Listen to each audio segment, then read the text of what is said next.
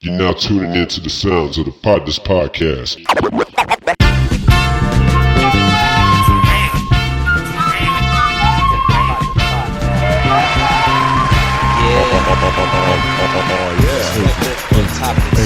Oh yeah, baby. It feels so good to be back. Good morning, good evening, good afternoon, depending on where you're at on the globe. Ladies and gentlemen, you are now listening to the sounds of the Potnas podcast, baby. And we back here. God damn it. Oh! What the fuck? We about to close season 8 with a fucking bang. God damn it. I'm glad you didn't. Thank y'all, listeners, for sticking with us for 8 episodes for the 8th season of the Potnas podcast. Beautiful. We have a very special episode for y'all today. But before we get into the meat and potatoes of the sandwich, let's go ahead and pass it off to the What? I've never had potatoes on a sandwich. Oh my god, bro.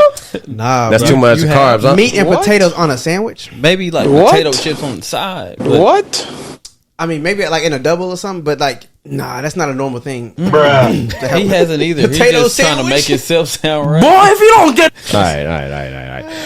Ladies and gentlemen, want to give a... Well, god damn it. Why do I always forget this? What? Potnas podcast, baby. Potnas. That is perspective on topics, news and shit. What the fuck?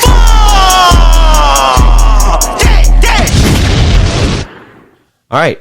Let's get into an introduction of the first partner. Starting with the right end of the panel. Give it up for Dino, a.k.a. the Dictionary.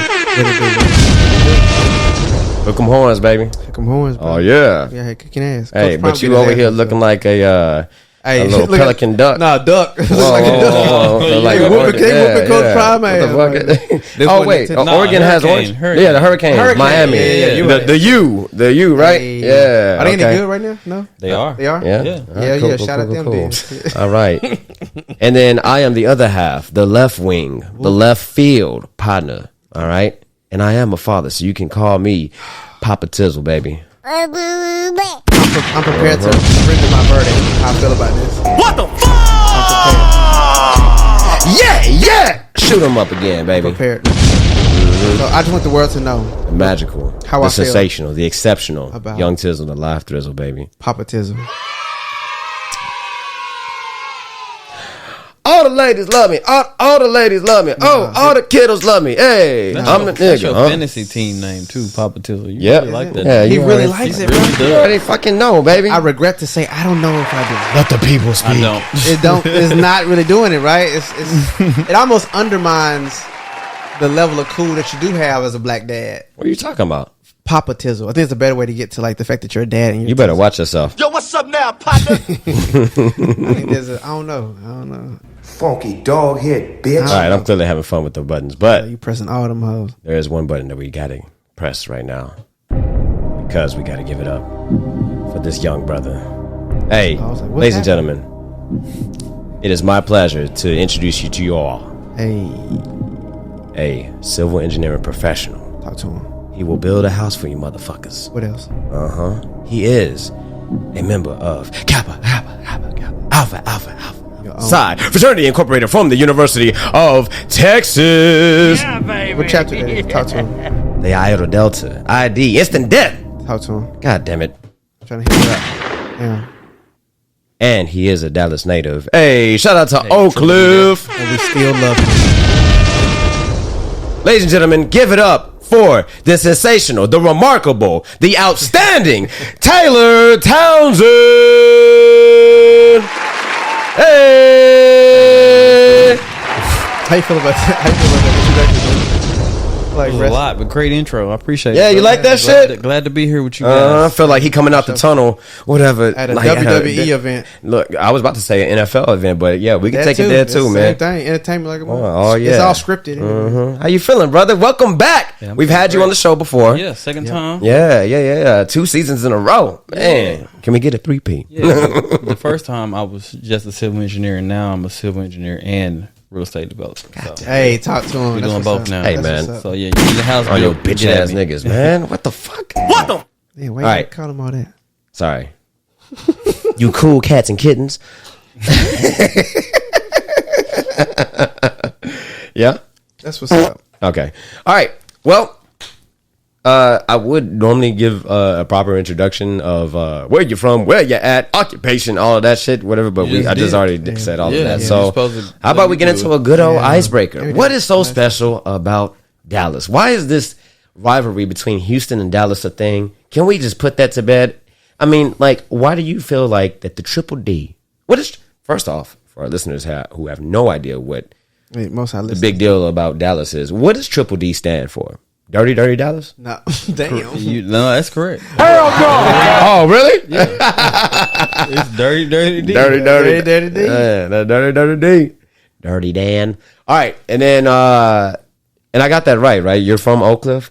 From Oak Cliff. Yeah. Everybody, Right. I guess, everybody from Dallas don't say Triple D. That's really like a kind of like an Oak Cliff, okay. like Okay, maybe yeah, Pleasant yeah. Grove type of thing. Like pretty much everybody south, like black people. Nobody else say Triple D like that. Oh, yeah. Oh, really? Okay. Mm-hmm.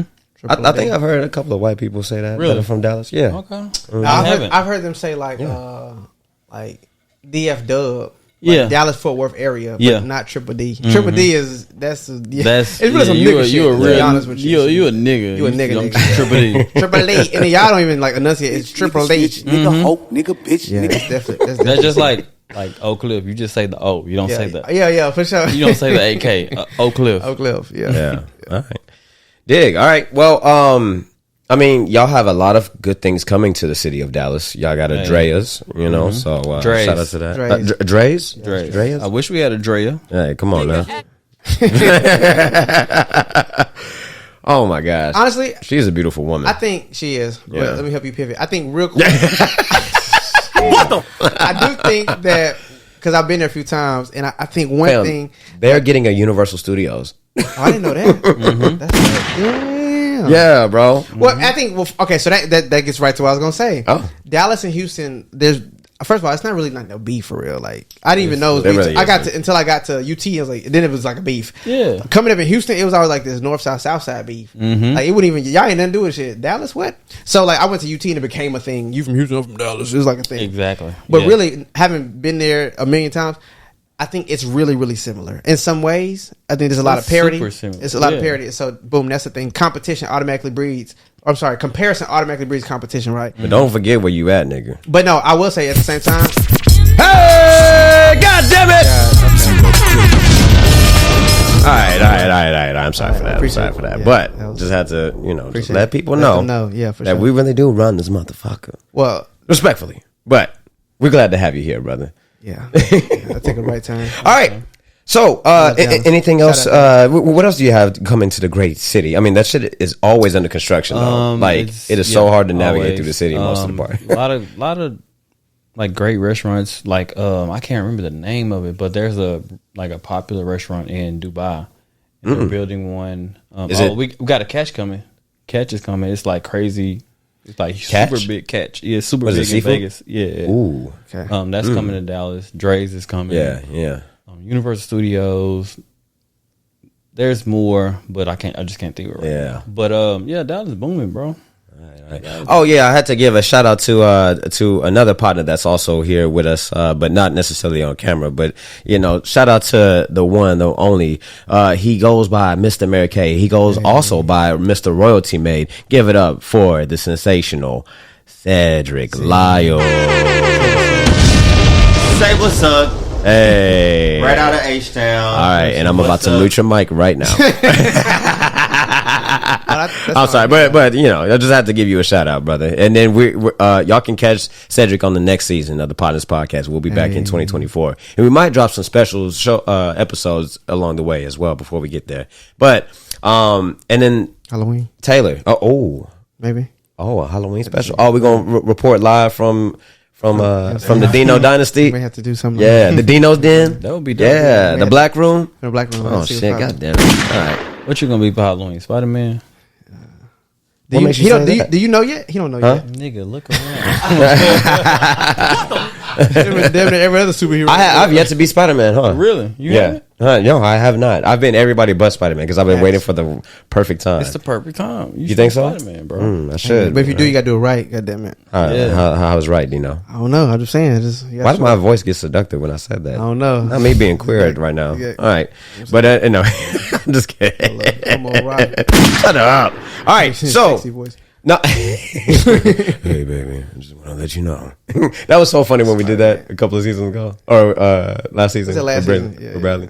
Shout out to Bradley out in LA doing his fucking living. thing. Yeah. He looked like LA too. Yeah, When I yeah. seen him last time, I was like, bro, you look like LA. Taylor, are you working on any projects in the civil engineering field or real estate? Yes. Yeah? I actually What you got got going a on? project in Houston right now. Oh shit! Whoa! Really? Fort Bend County. But Okay. I mean, that's Houston It's area. the area. Yeah. You got I an just investment got property or what? No, that's work like civil engineering. Oh, okay. Project. Oh, okay. It's like a 120 acre tract. That's Stunning on y'all asses, man. I'm not, cause it ain't. I'm not making the money they're gonna make selling it. Making that money, yeah, for sure, for but sure. I'm just designing the shit. But yeah, it's probably like 300 lots. So Oh, wow. 300 homes is gonna be built That's on huge. this property. That's what's Wow. But yeah, that's it's awesome. on Mustang Bayou. If anyone knows what that is, but So I take it, at least from what it sounds like, you have a certain level of proficiency at what you do, a certain Yeah. level of acuity. You're pretty good at what you do. It sounds like you must enjoy it at a certain level as well. I enjoy it. Yes, but it's There are ebbs and flows about it. yeah. I feel like the only ebbs and flows is just the time. It's I real would time like that- consuming. Yeah, I would like Okay, that time back. yeah. As far as that's why I'm trying to build my own business to where Get that, shit. yeah. I don't have to Passive. passive You don't gotta income. I have don't your have hand to on the really ball. like clock in to work. Yeah. Oh, to so make that money. yeah. Yeah. because I want to spend more time with my family, Yeah, I Man. dig that. and it takes away from that. So How many hours? I enjoy do it, you though, for sure. Work on a weekly basis on average. I'd say 45. 45 days, but that ain't too bad. That's about how It's much I not, work. yeah, it's not too bad. Yeah. And I mean, it varies like week over week depending on the time of the year and the projects and shit going. I feel But yeah, that. when you But- factor So that when you in finish with your project, do you just duplicate? Because if we're building 300 homes, I'm pretty sure that Oh, these homes are literally the 300 of the same houses, except maybe they have different elevations, or maybe we're putting the door on the left side or the right side. How does that go? so really the home portion of it, like that's where I don't do anything. It's like the space. It's like so the I space. build like, for instance, this subdivision. I would have designed the roads, The infrastructure. Yeah. the infrastructure, that runs everything through underground, like development. the storm sewer, the sanitary sewer, Yeah, the civil water to engineering, get that's to. what Important that would be. things that we do not see. If you're gonna speak, Everything you don't- if you're gonna everything speak underground into that the you don't- microphone. Said. Oh, you not talking? Okay, how about everything you don't see? It's pretty much what I do. But the houses, like we elevate the ground. You know what I'm saying? Make sure everything is Level smooth it for you out. to build a house on it. But once it's time to build the homes, that's It's where on y'all. the developers come in. exactly. Okay. Yeah, because we're designing it for the developers. Gotcha. Yeah, that's kind of how it was when we were in the Air Force. The CE crew would come and build the foundation and stuff, and then everybody else would come in. The contingency response group or team would come in and then build the rest of the station whenever we were in deployed locations and whatnot. So It's dope. it was some very impressive stuff. But yeah, shout out to you, young brother, man. Taylor gang Appreciate it, over brother. fucking everything. I feel man. you. Build, like kind of getting your own, so you can wing yourself from their dollar. Exactly. Yeah, I feel you. That's what I'm So, trying to what say. business are you interested in doing yourself? Yeah, real estate. I build homes. Okay, so the actual home builder. Yeah. So yeah, So- that on the other side, yeah, I build homes like my company though. But like say if somebody had a lot and they were interested in building a house on it, we get design. We work with architects to get a design for that specific Like a property. blueprint. And I will build it. For That's them. dope. That's dope. That's dope. Okay. Yeah, dig. All right, so I wanted to take this time to do a little quick news segment because something tied in from last week that I wanted to kind of get your opinion on, Taylor Gang, you being a married man. So without further ado, let's get straight into Oh, news. I know what this. I know. Don't get me in trouble, bro. I'm not. We're My wife kind of crazy. Yeah, we're a corporate responsible entity here at the Potnas podcast. All right, so per last week's episode, I had asked the question: is marriage overrated, or is it the people doing marriage? Such a crazy. The way you phrase that is because well, and the reason why I'm saying, like, what I mean in terms of like the people doing it, I'm not talking about the people that are actively married. I'm talking about the people that try it for a few years and then they move straight into divorce. And then some couple of notable examples, celebrity wise. I feel like a lot of people do that on impulse, though. I don't think marriage is overrated. If that was your question. No, I think it's none of us can say yes. I'm not talking as about married men. Like, no. Listen. It's overrated. Listen I don't agree with that. Listen to the question again. Okay, sorry. Look at it from this standpoint: is marriage overrated for the people that partake in it? But then, literally months or a few years later, they get straight into divorose. Nah, I still don't think it's. You still don't think so? Overrated is a word. I think they're just like doing it on impulse for like I don't know, rich celebrities. When you say impulse, do you mean they did it on impulse? As in, I met you, I liked you, we had sex, it was great. This feeling, they want like to this marry feeling. you now. Yeah. Like I'm infatuated. So when honeymoon but phase, once that honeymoon phase, that's when everything goes. Okay, well, I agree. For them type of so, but they're not taking it seriously, and that's what I mean by it being overrated to them. Because I'm not talking about us right here. You see what I'm saying? Like I'm talking about because it's two different classes of people that I'm practically trying to put a spotlight on. You love a good binary. Yeah, I mean, come on. I don't know if I would call it overrated it's called for them. Entertainment and content too, Dino. I don't know if I would call it overrated for them. I think why not? Well, here's the thing. They're making light of the concept of marriage. When we get into this bond with an individual, with our partner, this is supposed to be our life partner, this like as through thick and thin, through the vows. Yeah. And yes, you can create your own vows, but most of the people that we're talking about, like Tiana Taylor and Amon Strumpert, and then Ariana Grande and that dude Dalton Gomez, who the fuck that is, and then Jeezy and Gina Mai. We've seen all their fucking weddings. I also feel like heard the vows.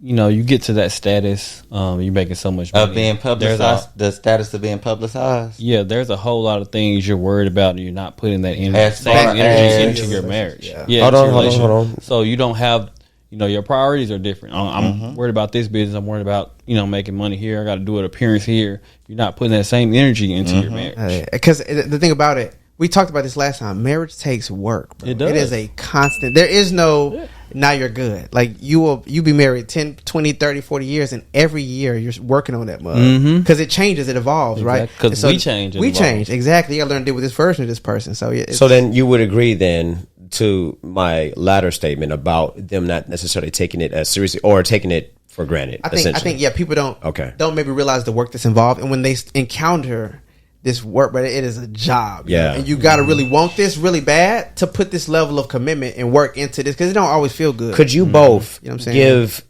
prominent examples that you have or personal experiences of what work is to you too when it comes to marriage? Like what do you constitute as work? Okay. From a personal perspective, like the question. so I'll throw some examples out just to kind of help y'all pivot. Right? Is the concept of time, giving up your time. Like after work, you want to kind of unwind and decompress, but then when your wife and kids come home, you gotta exert that energy that you wanted to give to yourself to them. That's theirs, right? Regardless, they own that. So they are unforgiving with it too. When I get off, luckily I work 3 days in the office. I work 2 days at home, but those hybrid days, schedule. those days I have to go in the office. My drive back because of traffic is probably like 50 minutes to an hour. Okay. So that's my decompressed time. I listen to a podcast or something. Okay. Podcast. And your commute back home is 50 to mine used to be that too. That's what he said. Yeah. That's why that's why I'm hybrid. I go 3 days out the week. Mine it was the same thing. I used to work about. You remember NRG? I used to. Yeah. I can't even front because when I was doing when I had separated from the military, I went into this transition program and then got into I know. We'll talk about that another time, but I did a transition program and then accepted an offer from Wayfair to do a corporate fellowship through the managerial program, and that was 3 months.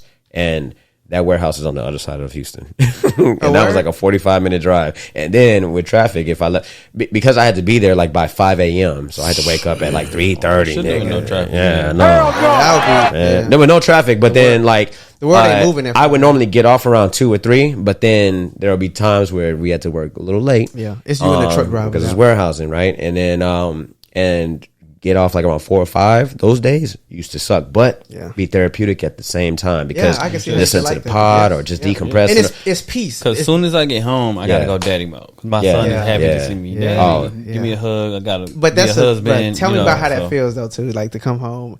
Because it's a double-edged sword. Like, of course, you come home like you tired, you want to give you some time back, but bro, when you come home to a little man like daddy, that energizes you. There's nothing like that. It's hard to even describe. I don't want to get too deep into this, but I do. We're just gonna do a quick like little sub tangent. Is I have a daughter. Taylor has a son, and then Dino has both. Daughter and a son. So you can speak from both perspectives now. Yeah. Your son being the youngest, and then your daughter being the oldest. That boy, something else. Bro. Yeah.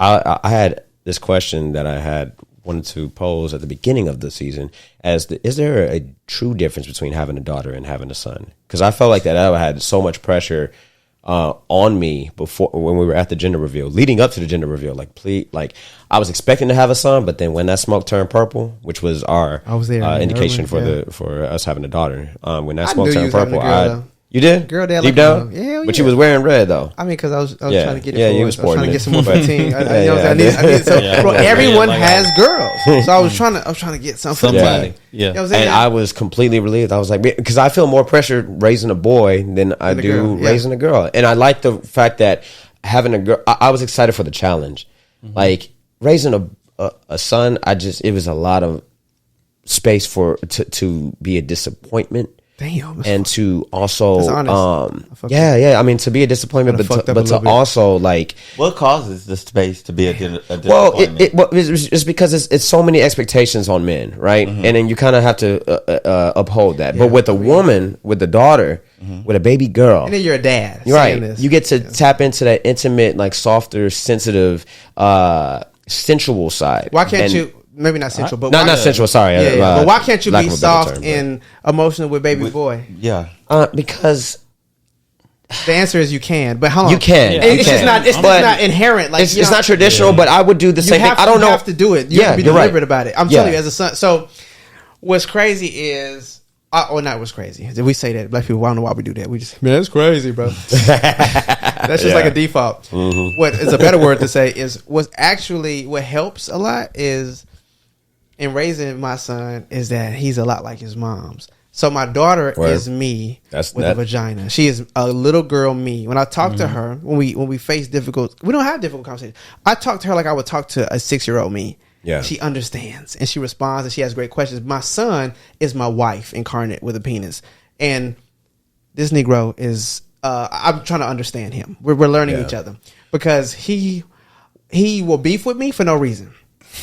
And like my daughter is me. How does that feel to you? Not very good. I'm trying to figure it out right now. Trying to see what's going on. But my point is, what helps is that we're so different. You know, we're highly extroverted. We like to talk to strangers. We like to, you know what I'm saying, be in front of people. Dre is shy. He's more introverted, like Jen. Probably like you, whereas she's more like me. So it's dope to have that balance though, because with raising a son, contrast with all of that, crazy.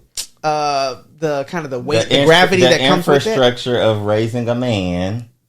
Once that's in place, it doesn't matter what the man's like because he's different than me, but it helps. I'll be honest, because if he was a little me, that was a lot. Yeah, man, it'd be hard. It'd be a different job. He looks like me, but he acts like my wife. Yeah. See, my son acts like my wife.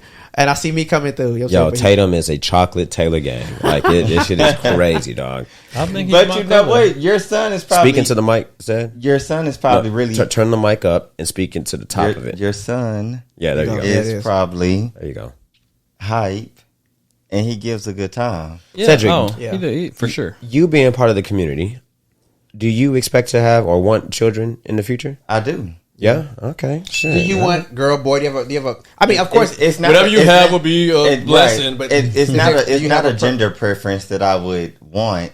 It's whatever I'm blessed with. Yes, but what I want before Okay. What you want I'm first? blessed with a child Before. is the opportunity to spend time with another human being that wants to be in a relationship, like you guys were saying, like about marriage. And it's not saying that I'm just looking to just marry somebody, but I do want to take that time and put in that equity. Can I be honest? This nigga shooting his shot That and putting it all out here. This was crazy. He over here. Man, I'm single as fuck. Somebody come save me and be my husband. I didn't hear that. This is what I heard. History is everything is cyclical, bro. Fashion, they rock. I used to be an Air Force One guy, bro. I had so many Air Force Ones. I either gave them away or sold them. And now that's what everybody's rocking again. I'm so sour. You gonna get beat up, bro. I'm already. I'm back at it again. Just a little quick segue. I just wanted to take this brief time to throw a shameless plug. Shout out to the Air Force. Air Max 97s. These, gold standards. I like that. I appreciate it. You get your military discount on Nike? I do. Okay. So yeah, I got a pair of Nike. I'm just making sure you register. Yeah. Because you got to register online. I went shoe shopping. You just send me. Let me know what you want, and then you send me your card information, and I'll make that purchase. It was tax free. How you think I knew about it? My dad is military. What branch? Why you need me? Nigga, He didn't. He just was asking a question. Main character syndrome, 13. What you talking? That's not no main character syndrome. You said, "Why do you need me?" No one said they needed. I said, "What? No, No, because he asked. That was an easy assumption and an insinuation. Because he said, "Do you have the?" You made it seem like that you needed me for the discount. No, I just asked. Y'all like to. Oh my god! No, I just asked you. I'm trying to make sure you saving. Well, this is what he money, actually bro. said. He said, "Do you? You saving? That I'm saving you." I'm saving you. All money. he asked was, okay. I see what you're saying. Okay, my brother's keeper. Okay. God damn. I was gonna be my brother's keeper if he wanted the. No, you did, but the discount. But you assume he was asking. You can holler at your nigga if you need furniture and fucking shoes or anything else. I ain't gonna lie to you. Come on, man. Don't fucking play me. Cut this out. This narcissistic asshole, left field, left wing nigga, always looking out for the best interests of all y'all motherfuckers, man. God damn. You not waiting. Okay, I was like, who is he describing himself? Yes, it's me, baby. Papa Tizzle, Young Tizzle.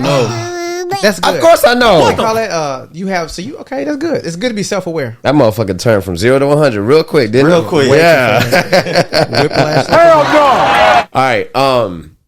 Are we done about that? Well, I'm sorry that we went into a couple of tangents, but with your shoes. Yeah. I just wanted to take that moment to let everybody know that I'm stepping my shoe game, my shoe collection up, and I am thoroughly excited about it. I've been enjoying the journey. Clearly. I got some more shoes on the way too, ladies and gentlemen. So happy, I'm about to be. Like, it was the middle of what Darren was saying. I love it for him. You love it for me, right? Thank you, brother. It's like Appreciate whole. Like I see you're in another place in life. And baby. Some niggas been already like for a while. Yeah. But it's the. But when we talking about Mr. So Sophisticated, that used to be his Instagram name. So am I saying that right? I ain't gonna lie. Soul Sophisticated. Sophisticated. Sophisticated. Oh, okay. I can see. What a tongue twister. It would be. You know what? Honestly, bro, when it happens, just hit me up because I'm gonna help you navigate that. When your closet, because you gonna get robbed.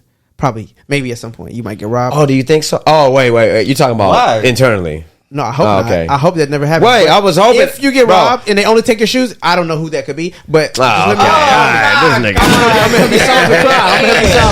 I don't know. What's time? I'm gonna beat your ass. I don't know who You lying on the phone with his daddy. No. I don't never. But if it happens, just hit me. I'm gonna help you solve the crime. He gonna be the one to take the shoes. I'm gonna set it for you real quick. It was a mistake. I already looked at the size, but check it out. And you know what? I feel like Jonathan will win. Like you would try to steal the shoes, and still Jonathan will win. Jonathan He'll figure figure you. Yeah. Well, he's not gonna beat me up because I beat his ass. But why do y'all think that I cannot do? I am not equipped to handle myself in combat. Say that. Oh wait. So I jumped to conclusion. Yes. Okay, I'm sorry. Why do you keep doing this? The hip, hoppity. I'm just a hopping ass rapping nigga. I'm sorry, bro. Why you keep? So what did you are buddy? Call me buddy 2 times, baby. So Jonathan said he feels like speaking to the mic, wouldn't be able to handle himself in combat. That's Jonathan projection. Said. Exactly. So what did y'all hear? I heard. I mean, no. What did they say? What do we mean to say? Because that's what I heard. I heard combat, and he was saying something else. All he said was he would beat yours. He didn't say you couldn't handle yourself in combat. Like if you fought somebody else. Listen, he's been with me in battle situations.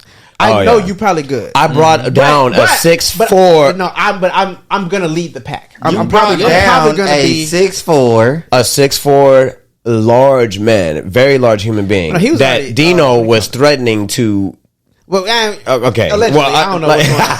Come on, tell us the story. I mean, it's in the past. I mean, nobody First can. of all, John, give us your stats. So the nigga was 6'4" and large. What are your stats?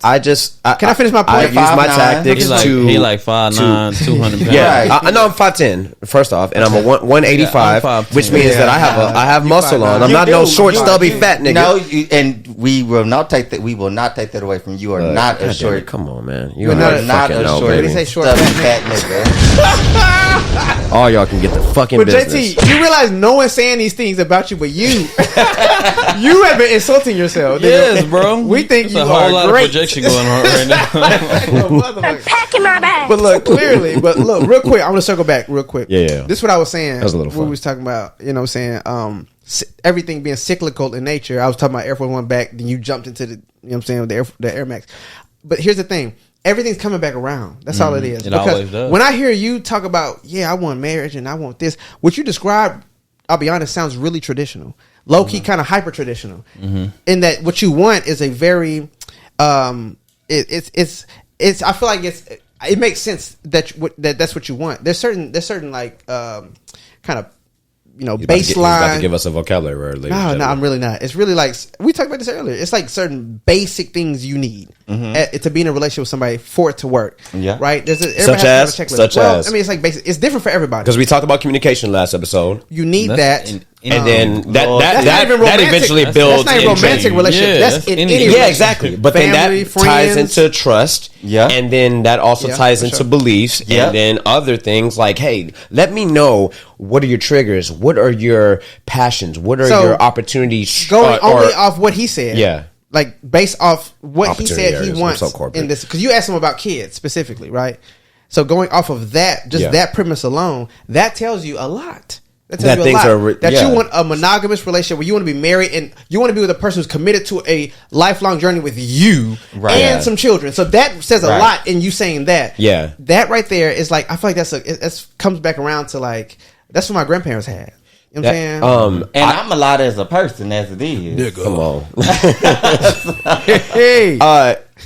We next season we need to make a concerted effort, Dino, to bring on some polygamous individuals. Or just spice things up. Polyamorous. Oh yeah, we do. Polyamorous. I'm sorry. It's not polygyny because it's like polygamy, polygyny. There's all these things, but polyamorous people who believe in. See, and this is why Dino serves his purpose on the show because I say a lot of incorrect words. We have non-existent have y'all words. started looking for a polygamy? God.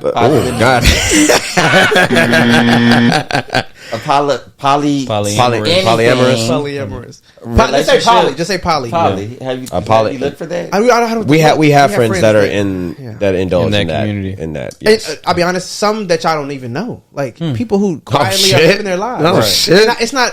I doubt they probably get on the pod. Spill the Some tea, of them. But it's the mindset of being in that type of relationship. Well, yeah, I mean, or bro, look at this. The mindset of being in a monogamous traditional marriage nowadays. Cedrick, I'm not going to ask you again. Please turn the mic to your mouth and make sure you speak into it, please. Or just raise it for him, please, Dino. Yeah, there we go. There we go. And then tighten it. And then turn it. Yeah, there we go. Is this better? That sounds so much better. Now you can sit back and relax. Okay. But just make sure that when you're speaking, that I speak top, like this. Yeah, but back up a little bit from the mic. Yeah, okay. 1 to 6 inches, please. All right. I just want to make sure that we're delivering the best quality sound. Exactly. Perspective on topic news and shit. And I respect that. So when you guys turn this nigga's volume down right quick. When y'all are looking for that, I think that is really the mindset of one. Or you looking for it too. You say you want it. No. Oh, you talking about polys, looking for somebody. Right. We don't have to look. We already have friends who subscribe to that ideology. But I think that's going to be a good. He want to bring his partners through. No, I don't. That's not what I'm saying. Yeah. What I'm saying is that the insight of the one person that they both are married to. Oh, I see. Oh, I see what you're saying. Oh, that they're both involved with. They're both involved with it. Yeah. Okay.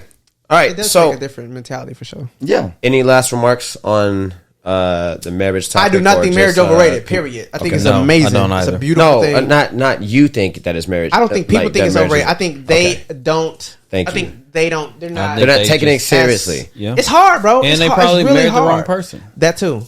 Yeah. But that's why, and that ties into what you were saying, about make sure you get it all out first before you get. But I remember there was a time where that was frowned upon. Like, don't wear your heart on your sleeve when you get in, jump into a relationship, and because you're vulnerable to get hurt and taken advantage of. Programming is real. I will say there's a lot of things that wind up working out for me that I was actively discouraged from doing.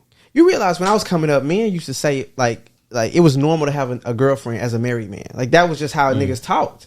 And it was normal. Like, you know what I mean? What? You looked at your a lineage. girlfriend as a married man. What are you talking about? I'm saying like when men talked to me about women or about like Someone relationships. having a side? That was just normal. It wasn't like, Like having a side woman. Is that what you're talking about? yeah. Okay, all right. I just had to make sure I was following. Yeah, for sure. You Okay. said married man. Whoa. Have I mean, like a I girl- thought like a side he piece. was. I thought he was saying something else. But No, like I a side apologize. piece. Okay, That was, but my point is, it wasn't even like a taboo thing. It was just a normal part of life. Yeah. Like sipping whiskey in the office on Mad Men. Them niggas, that's just what they did. Yeah, They that's smoked true. in the office. It was Now- Americans that made that put that stigma, in that. I mean, a lot of Western civilization. the Western influence of like just just being committed to just one person rather than, during the Egyptian and archaic times So of can having I- multiple women. So can I ask to The Taylor niggas, Gang? right, if you will.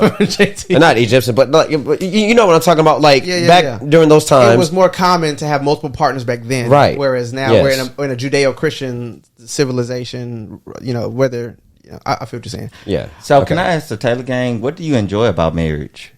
That's a good Yeah, question. let's lead the people some light. Yeah, I like that. I feel like I enjoy it all, really. Other than shit having time for myself, but I also enjoy like giving that time. All my time is really devoted. Taylor. All my time is literally You trying to devoted say to my something. wife and Help! my kids. I'm blinking twice. I enjoy like just having a partner where I can just come home and You got a ride or die. there's nothing I can't tell my wife. You know, I can tell her anything, how I'm feeling, how my work day was. If I'm, feeling down, Who's your best I can tell her, best I can friend? tell her anything. Yeah. So And that's what I literally enjoy the with most. me just meeting you guys today, it has been just a blessing because I met your wife and I was like, oh my God, she's just like an amazing person. Yeah, And her she's awesome. personality. And they- then y'all fit really well. Yeah, you guys do because when I came into the garage, I didn't know that you was I wasn't even looking at your hand, but I wouldn't have thought that, I'm walking in the garage and here's this married man exercising with Jonathan, who's also a married man. And then I go in the house and then I see the wives. bad bitch. Yeah, come on. And she say, we were just talking and just initially I was like, well, maybe we need to take some shots. Come on. And she was down more than And you could. yeah. I mean, Oh, quick, my with a quickness. gosh. Oh yeah, And so when turned when up she real quick. started speaking and was speaking about her family, that's when I put two and two together and I said, well, that must be the husband.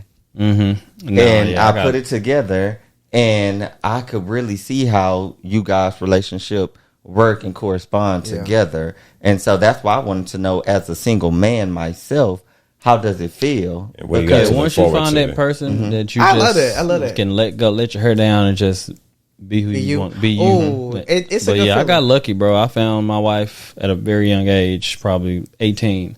Damn. Yeah, So I wait, don't what have it age for did y'all everybody. get married? We got married. 20 what? I'm 30 now. 27. Okay, I got married 25. Yeah. So similar. But yeah, I know Did that people feel still out young? here searching. No, I didn't feel young. Y'all had been because we had together for a already minute before. and Yeah. then we had my son was probably like 1.5. Yeah, when we okay. got married. So it didn't. It was Okay. time. Did y'all feel any type of guilt, or did y'all get any flack about having a baby out of wedlock first? No. Hell nah. You know the I don't era think we that live in? exists. Not nowadays, nah. No, it definitely still exists. It just doesn't. It's not nearly as pervasive a It's not thing. as Yeah. common, Yeah, right? Because think about it, we the uncles and OGs now. and we the ones we got mad kids out of wedlock. The marriage rate. How many married friends you got, nigga? I can count them on one hand. How many I got? Right. To Half me, of that out of town, look, so. but listen, because I hear a lot of scary reports and stories about child support and stuff, and it's ugly out here. and then tying this, circling this right back around to the news topic about like the concept of marriage, right?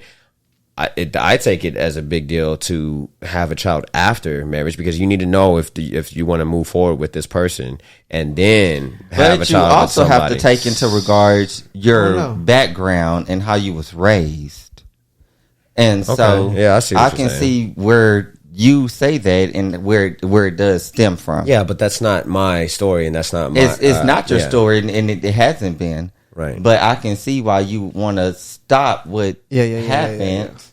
Yeah. All right, cool. I think we have danced around that topic enough and in the topic. And speaking of, the ladies just pulled up, so I love that question. I wanted to hear JT answer it. Like, what do you enjoy about marriage? What do you enjoy about being married? That's a good question. A little bit on the standpoint. Nigga, don't steal my answer. Don't no. Don't piggyback. Not time. No, let me speak. Can I speak? No, So- if you piggyback. It's not a piggyback. Okay, but cool. he had mentioned about Kyuana being his best friend. Facts. And that's the thing that I love is just the It's piggybacking, by the way.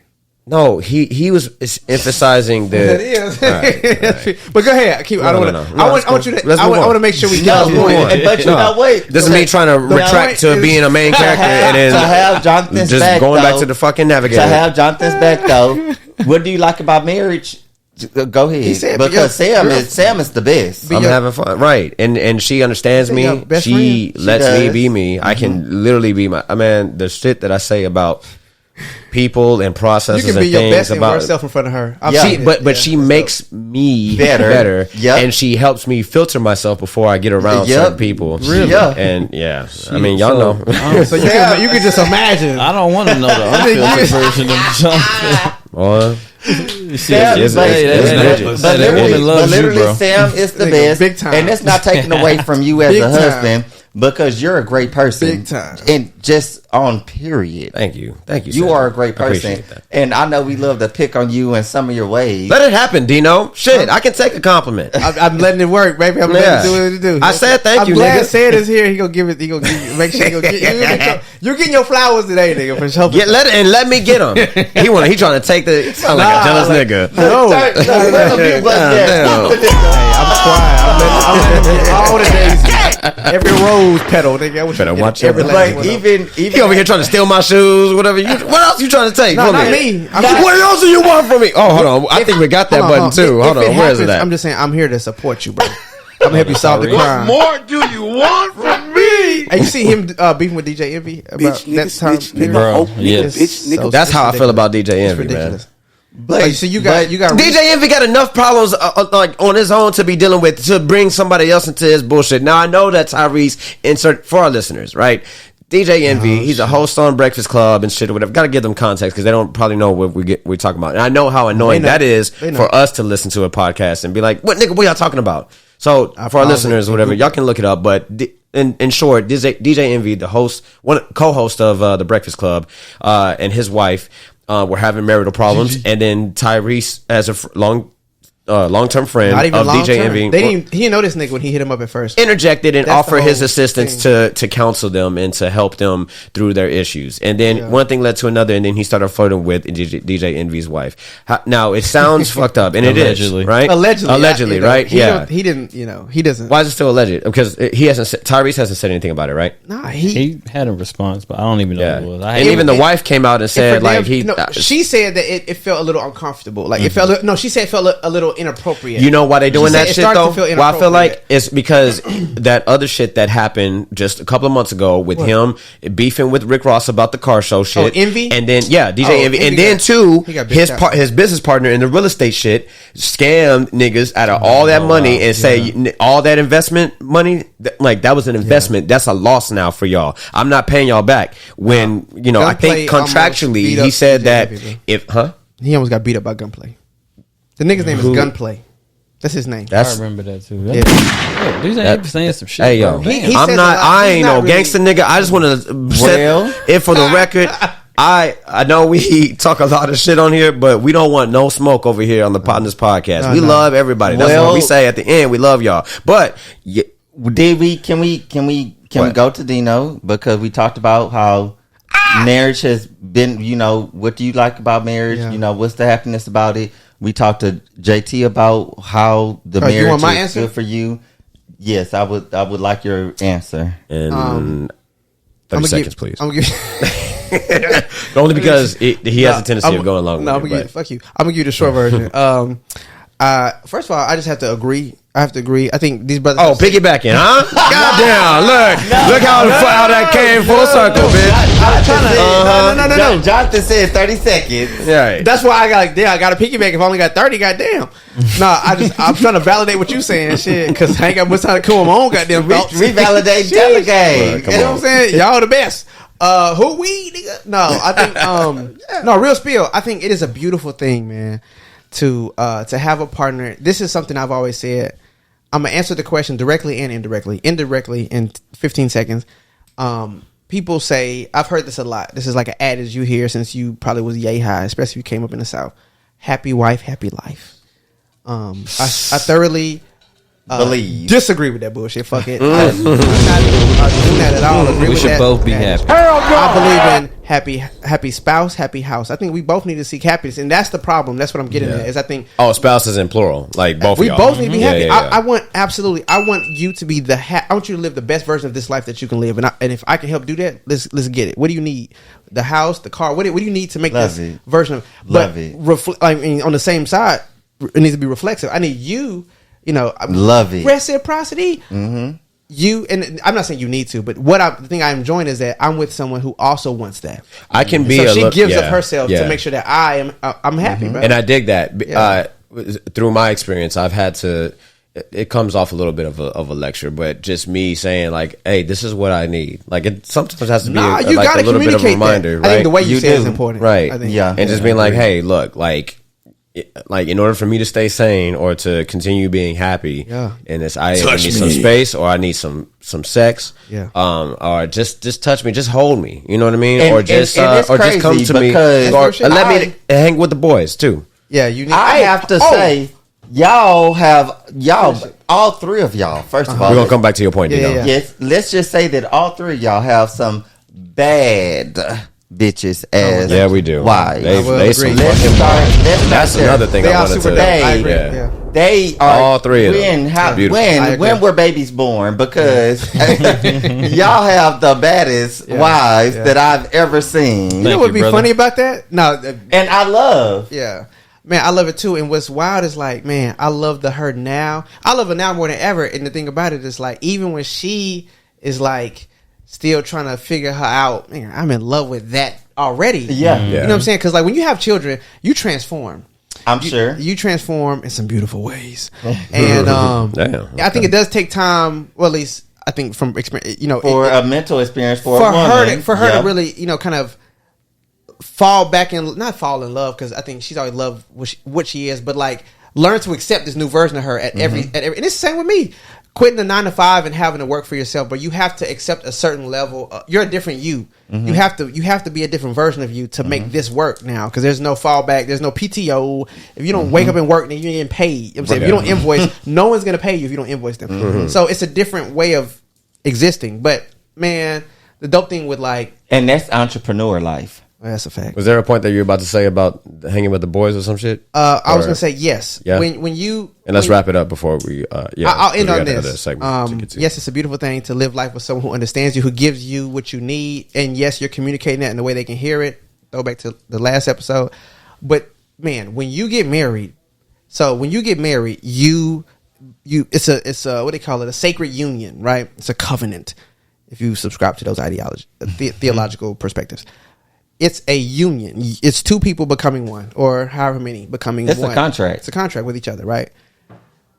When you become one, you still have to keep you, right? Like when you get married, it's just so important. I tell people, bro, when you marry someone, you still have to very much keep you. Like, you need to become one. Work on y'all as a unit. Mm-hmm. Pour into y'all. Build.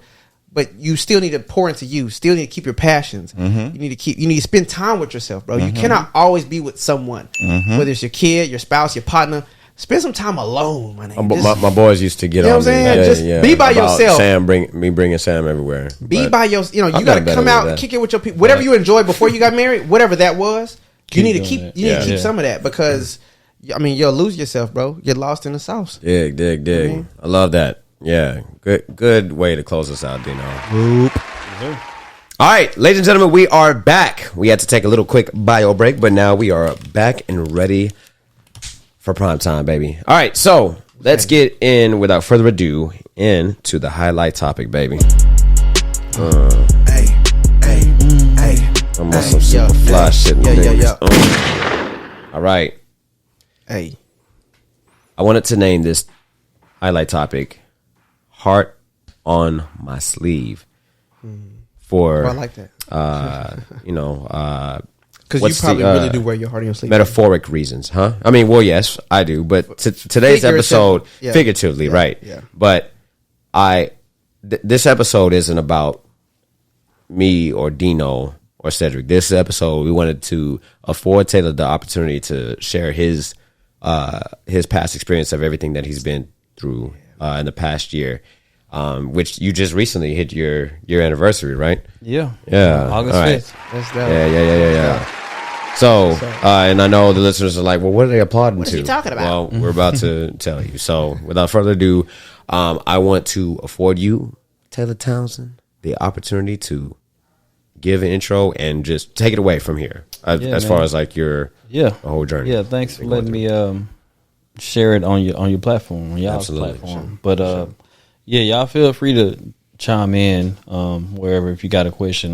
We got some questions for you. Yeah, so essentially, what happened to me was I had to have August 5th of last year. I had to have open heart surgery.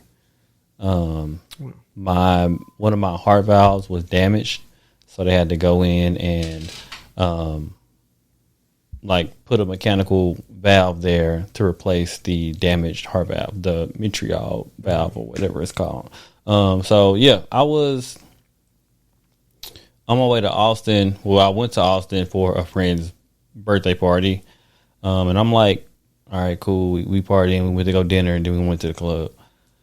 So we get to the club, and I'm feeling kind of hot, like I got a fever. I'm feeling like I don't know, I got a cold or something, I'm there. Everybody's drinking. We got a section. Boom.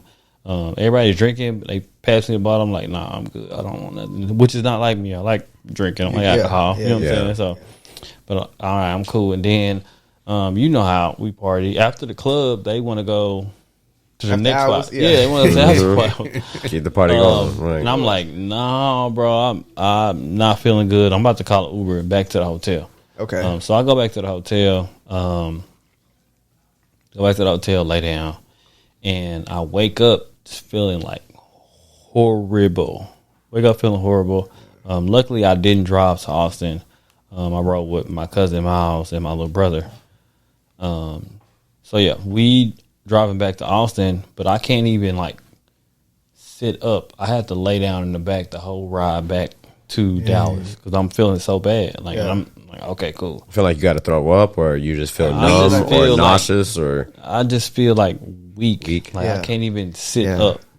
So once we get back to Dallas, whatever, I just toss it up as I'm sick, so I'm gonna be out for a couple of days, and boom. So keeps going. Like day 3 of the sickness, I end up going to the emergency, like a standalone emergency room, kind of like a urgent care type of situation. Now, urgent care. I go to the urgent care, and then they tell me I get tested. They test me for the flu, and they test me for COVID. That makes sense. Yeah.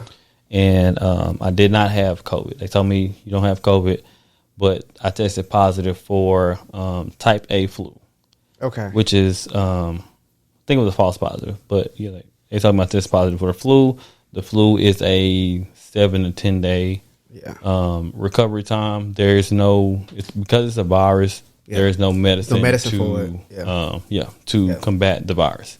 So damn, for type A flu, I didn't even know. I mean, any viral infection, you gotta wait it out. You gotta fight it. Your body gotta just fight that out. You gotta fight it. Yeah. Right. Oh, okay. I thought we were talking about lifetime terms, but yeah, okay. Continue, please. So at this point, okay, I go home, but I'm like super sick. I'm throwing up. I take medicine to try to like combat the fevers and chills, sweating, all that. And I'm throwing the medicine up because my body is rejecting it. I can't eat. I can't keep anything down. So yeah, I'm just. How long did that last? Out of my mind. This is day 3, right? This is all happening on day 3. Yeah, kind of. Okay. But so it's probably all a blur for you for the most part. Yeah, but I get through that. And then probably like I'm not getting any better. Yeah. As these days go by. Yeah. So like day 7, we end up going to, there's a hospital nearby where we were living at the time, which was Baylor. It's a brand new hospital, Baylor, Scott and White. Yeah. We go to their emergency room. I tell them all my symptoms. I can barely walk to their emergency room. Damn. I get in there, I tell them all my symptoms. Oh, and then who's with you at this time? Kyuana? My wife was there the whole time. Yeah. I'm very thankful for her being there. She's in the studio, by the way. Shout out to Kyuana. Shout her out. So yeah, I'm going there, but I tell them all my symptoms. I'm like, I don't feel good. I'm dehydrated. I can't eat. Throwing up. I sometimes when I pee, it's like it looked like tea. Yeah. Not to be too graphic, but yeah, it was brown because my blood was septic. Like, yeah. So, I tell them all this. They say, you just have the flu. The flu is again, the same shit. Same thing, the same emergency. Fight it out. Told me 7 to 10 day recovery period. They can't do anything for me. Just go home and wait it out. So and they give me some, nausea medicine. They give me nausea medicine. Okay. That's all they do. And they send me on my way. We're walking out of the hospital. This, how bad it was. I was probably in a hospital bed, maybe 20 minutes. Seen a nurse come in, never seen a doctor. I asked for like fluids because I'm dehydrated. Like, give me something to help. You know, they wouldn't give me anything. They just sent me on my way after they prescribed me the nausea medicine. So I'm walking out. This is how fast they let us out of there. You know how sometimes when you're in the hospital, the people come in, what are they called? They register you like for your payment. They ask you for your insurance. Insurance. You couldn't even. Yeah. I walk out before the lady could even get to my room to ask all the information. Oh, wow. Right. So as we're walking out the door, she stops us. Okay. And then we're kind of like right here on the ledge, and she's asking my wife all this info. She asks my insurance card, ID, all that type of stuff so they can bill us. So you was in and out. And I'm just like head down, can't even stand up right. Yeah. So she was like, just let him go ahead. He can go ahead. And my wife stayed and gave her all the info. Yeah. But this was as y'all were leaving the hospital. As we were leaving the hospital. And then the nurse looking at you didn't even bother I never saw a doctor there. Never saw a doctor. But she saw you in that state and didn't think to, get you into the hospital and admit you. That's crazy. Yes. Okay. Mm-hmm. So that was the. I mean, I don't want to unpack that because I feel like I just want to acknowledge. I feel like there's something more there, bro. Because that doesn't when you add those things up, it should not equal that. That doesn't make sense to me. And I feel like I'm sure there's some reasoning. And you're still experiencing the same symptoms, like you're hot, you're weak, Absolutely. You're numb. It got worse. It got worse. Yeah. I'm gonna get to that, but it was getting worse that day. So we went home. And this was day 7, right? So, damn. Day 8, I'm like, this day 8, I end up having what they call a mini stroke. Had a mini stroke day 8, just because my blood is septic. Yeah, we found walk out us through later the symptoms of a mini stroke. We found out later what the cause was. Yeah. It was a bacteria infection, which it was still the flu, but it was type H flu. Never heard of it before. Type H flu. So we went from type A to type H. Type H, but type H flu is a bacteria. It's not a virus. Okay, so antibiotics is easily treated. So had they diagnosed me at the first hospital, I would have never had a stroke, and I probably could have had the antibiotics. Yeah, stroke is when you lose oxygen to the brain, right? Yes. Mm-hmm. Okay, and it's like stroke. Okay. So I had a mini stroke. Yeah. So the bacteria was all in my system. The bacteria was in my blood. So as that blood is transferring up, blood has to go to your brain. Yeah. Bacteria is releasing in my brain, and it kind of got, something got stuck, and the blood was not able to flow to some parts of my brain. So I get sad to say, day 8, I started like talking super slow. I never felt I didn't feel any different. Like I don't know what a stroke feels like. Yeah. But I knew my speech was super slow. Like I already talk slow, but it was like drastic. And there was nothing you could do to change that. Like that's just what that was. Like I understood everything people were saying. I could process it the same, but words coming from me were like crazy slow. Yeah. So yeah. And you noticed that. Yeah, I noticed it too. How do you feel in that moment? Like, okay, I'm noticing. I'm putting myself. I didn't realize it was a stroke. I didn't know what it was. But you knew your speech was slow, and you couldn't do anything to impact that. Like, was that scary? Like, what is that? What were you saying to Kyuana? What do you say to yourself? I was barely talking, bro. I don't remember what I was saying. Which is why it took me a little longer to notice. Yeah. Because I wasn't talking much. He wasn't talking much, but when he did, I thought he was just like, oh. But what were you trying to convey? Like, I wasn't trying to convey shit. I was just trying to get better. Like I was so bad, I didn't know what I had. I was sleeping on the couch. And you had never felt that pain. Because I didn't want them to get sick. Yeah, I didn't want her. Yeah, wow. So I was sleeping on the couch, bro, and I was functioning at maybe 20% of myself. I was probably 20% of myself. I couldn't do anything. Wasn't eating. That's wild. So to not even know you're having. I'm like, stroke. Okay. Were you experiencing pain too, or just feeling weak and exhaustion? Pain. Okay. Wow. So I'm like, they said 7 to 10 day recovery period. Okay, I said, all right, cool. So day 8 comes and goes, and we're on day 9. I'm not getting any better.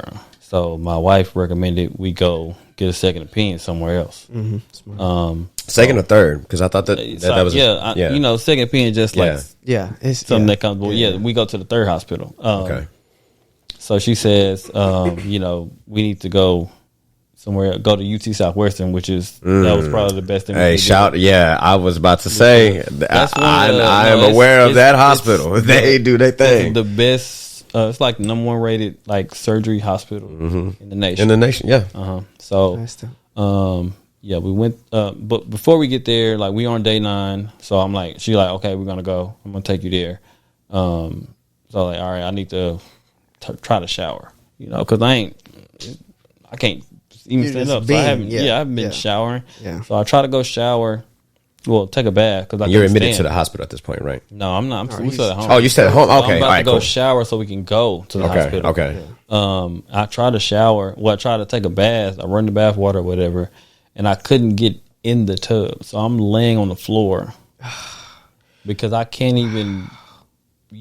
I feel myself powering down as we're going through this. Yeah, I'm trying to picture it. Literally feels like a video game. Like it's crazy how strong and how important the heart is. It's literally the core and the center of your functionality. And then it's the brain. The brain second, but the heart is literally shutting down, and then which is causing the brain to start shutting down, and then he's literally like that life force. Yeah, bro. Man, I can't even get up to get in the tub, bro. So she helps me up. I put on some clothes and we just go. That's scary. So we go there. Do y'all mind switching spots right quick? Because I want. I know I said originally that I didn't want you on the pod because I wanted to, respectfully, but. We're going to our listeners, we are having Miss Kyuana, the wife of Taylor, coming on the pod. She's not going to be on camera, even though she's looking very stunning today. But because I have some questions for you as well, because I think it's very important to highlight how you were feeling and what you were saying and what, because I know a lot of this is probably going to be a blur to him. He's not going to remember certain pockets, but I think it's imperative to know what you were going through in your state at seeing the father of your son, your first son, right, going through this and dealing and battling with the possibility that he might not make it. Right. Right. And I know that was probably really traumatizing to you. Probably still is to this day, since it's only a year out. But I'm gonna afford you some time. But just go ahead and continue. Saying to say we wasn't even thinking about I might not make it or not at that point. Yeah. But we're gonna get there. I know. Just we didn't even know what was wrong. Foreshadowing for our listeners. I'm just wondering though, like, okay. I'm imagining. Episode. So I mean, I'm a natural empath, right? So I'm putting myself in your shoes, and it's bro, you daddy. I got a son. I got a daughter. Like I can't even I don't have full function in agency over my body. That's scary. I'm already tearing up. Like I'm already like because I know what's coming. I already know what's coming. Move something, daddy. Right. So when you can't even get in a tub, yeah, and wifey got to help you get up. Like I found him in the bathroom on the floor, and see, that was what the I want to hear. Part for me, like just walking in the bathroom. Can you help her mic a little bit? Right into the circle. Yeah. Okay. Just right into. So I'm thinking it's when I walk in the bathroom and he's on the floor. I'm just in my mind. I'm just like, why are you on the floor? So I asked him, did he fall? Yeah. He said no. I laid here, and I was like, well, why? He said I can't stand up anymore. I just I don't have the capacity to do that. So I had to help him get up and then help him in the tub and bathe him. Oh, I took a bath? And, yeah, you did. See? I just told y'all. I think that was, see? I bathed him. I did. I had to help him because he wanted to bathe. He wanted to bathe. So I'm like, and I get that because we go to the hospital. If we don't know what's wrong, we don't know how long it's going to take. Yeah. We don't know when you're going to be able to get in to take a shower at that point. But we don't even know if they're going to make us stay or not. So we have been to the hospital. We had a few visits with our son. So my mind now is we never know when we're going to have to stay. And every time that we had went, at first we would think it was just going to be in and out. Yeah. And we always end up needing to do a Target pickup order or something to order some clothes and toiletries. So I was like, this time I'm going to pack us some stuff. So I just packed us a mini little in my bag. I had a purse. I packed my purse with underwear and a change of pants for him and some sleep clothes for me, and I'll just throw on whatever I have. So this is the same day, right? Same day. After you're bathing him, you're like, no, okay, he probably needs to be admitted to the hospital. Let me let me just see. Yeah, I'm thinking, okay, and where's cool. Tatum? Tatum did after day 4. He didn't stay with us anymore. Taylor didn't know what was wrong with him, and he was like, I don't know what I have. Yeah. So Taylor told his mom to come get him. Yeah.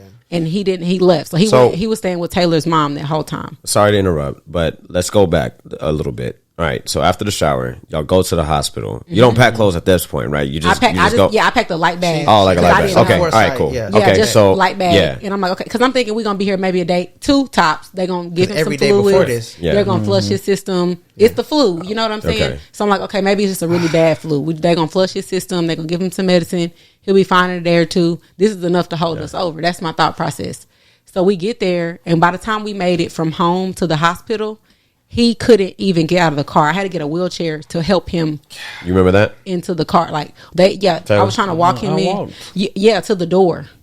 And then, because I didn't get out the car and go get a wheelchair. You were walking to the door, and when you were walking up, there was somebody standing there, and he was like, I walked from the car to the hospital door, but he couldn't walk in. They were like, he was standing, he was leaning, and the man saw me kind of supporting him, and I'm significantly shorter than Taylor, so they were. I mean, he's not super heavy, but it was a feat. That's dead weight, Yeah. So he was like, "You need a chair." He ran in, got me a chair, and brought me a wheelchair back out. So we put him in the wheelchair and rolled him in. I got him checked in. Everything was okay. Well, not okay, but with the check-in process, they were like, "Okay, we're good." So my mom worked at UT Southwestern a long, long time ago, and she told me if you're ever in an emergency or whatever, you always tell them that his chest hurts, even if it doesn't. Just say that, because they'll get him in. Okay. And we never thought anything was wrong with his chest. Seriously, we didn't. That was never. You didn't feel any pain or in his chest. concerns about the chest. No, but you had already got the information about the mini stroke, right? No. Not yet. We're not there yet. Okay, I had already. Right. I just told Let's get y'all. there. Yeah, I diagnosed it. So okay, so walk us. I'll get there. Yeah, so let's get to that. Get point. to UT Southwestern. They check us into they take us back to the emergency room.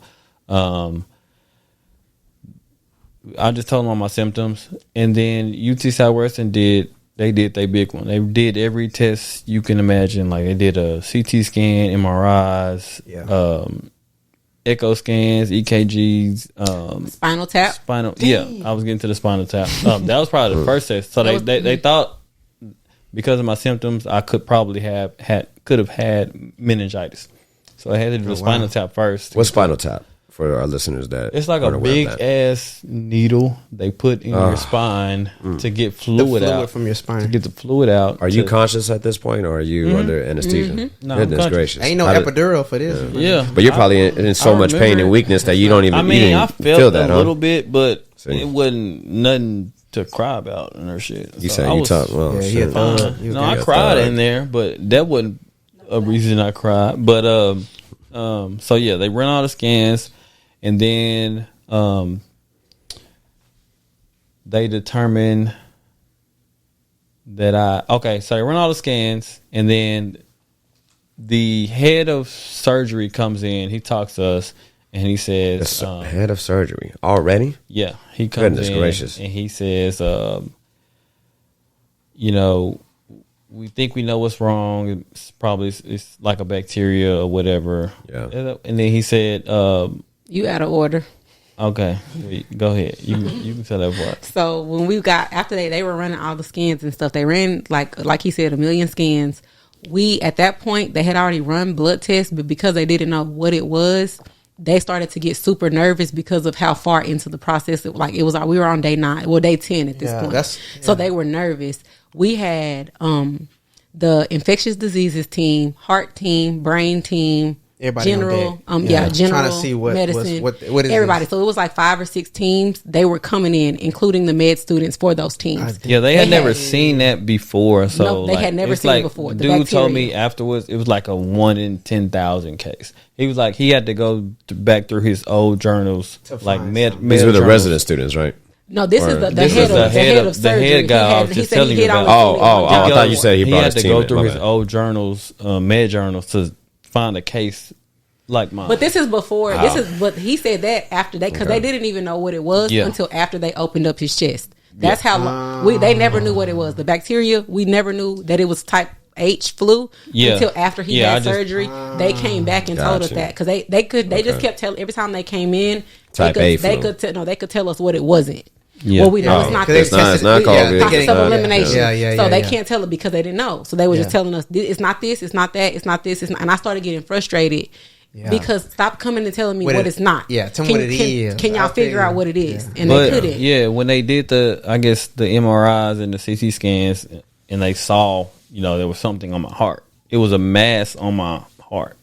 Jeez. So that bacteria infection, is running through the blood. It's running in the blood, and then it ended up latching to my heart. So it created a mass on my heart, and it damaged the heart valve. I don't know if they. Thank goodness that was visible. They knew about the damage on the heart valve too. So they saw that mass. They thought they could save it at first. They saw the mass. They thought that they could, but it was too big. It was just etch it off. And I was at day 9, so that was like 10. Day 10. It was 10 by this point. So then once they did that, the head of surgery came in and said, before they processed how big it was, he said, we get you some antibiotics, and then again with the antibiotics, and we should be good essentially. Yeah. Then one of his proteges, which he was still a great surgeon. He's the one that did my surgery.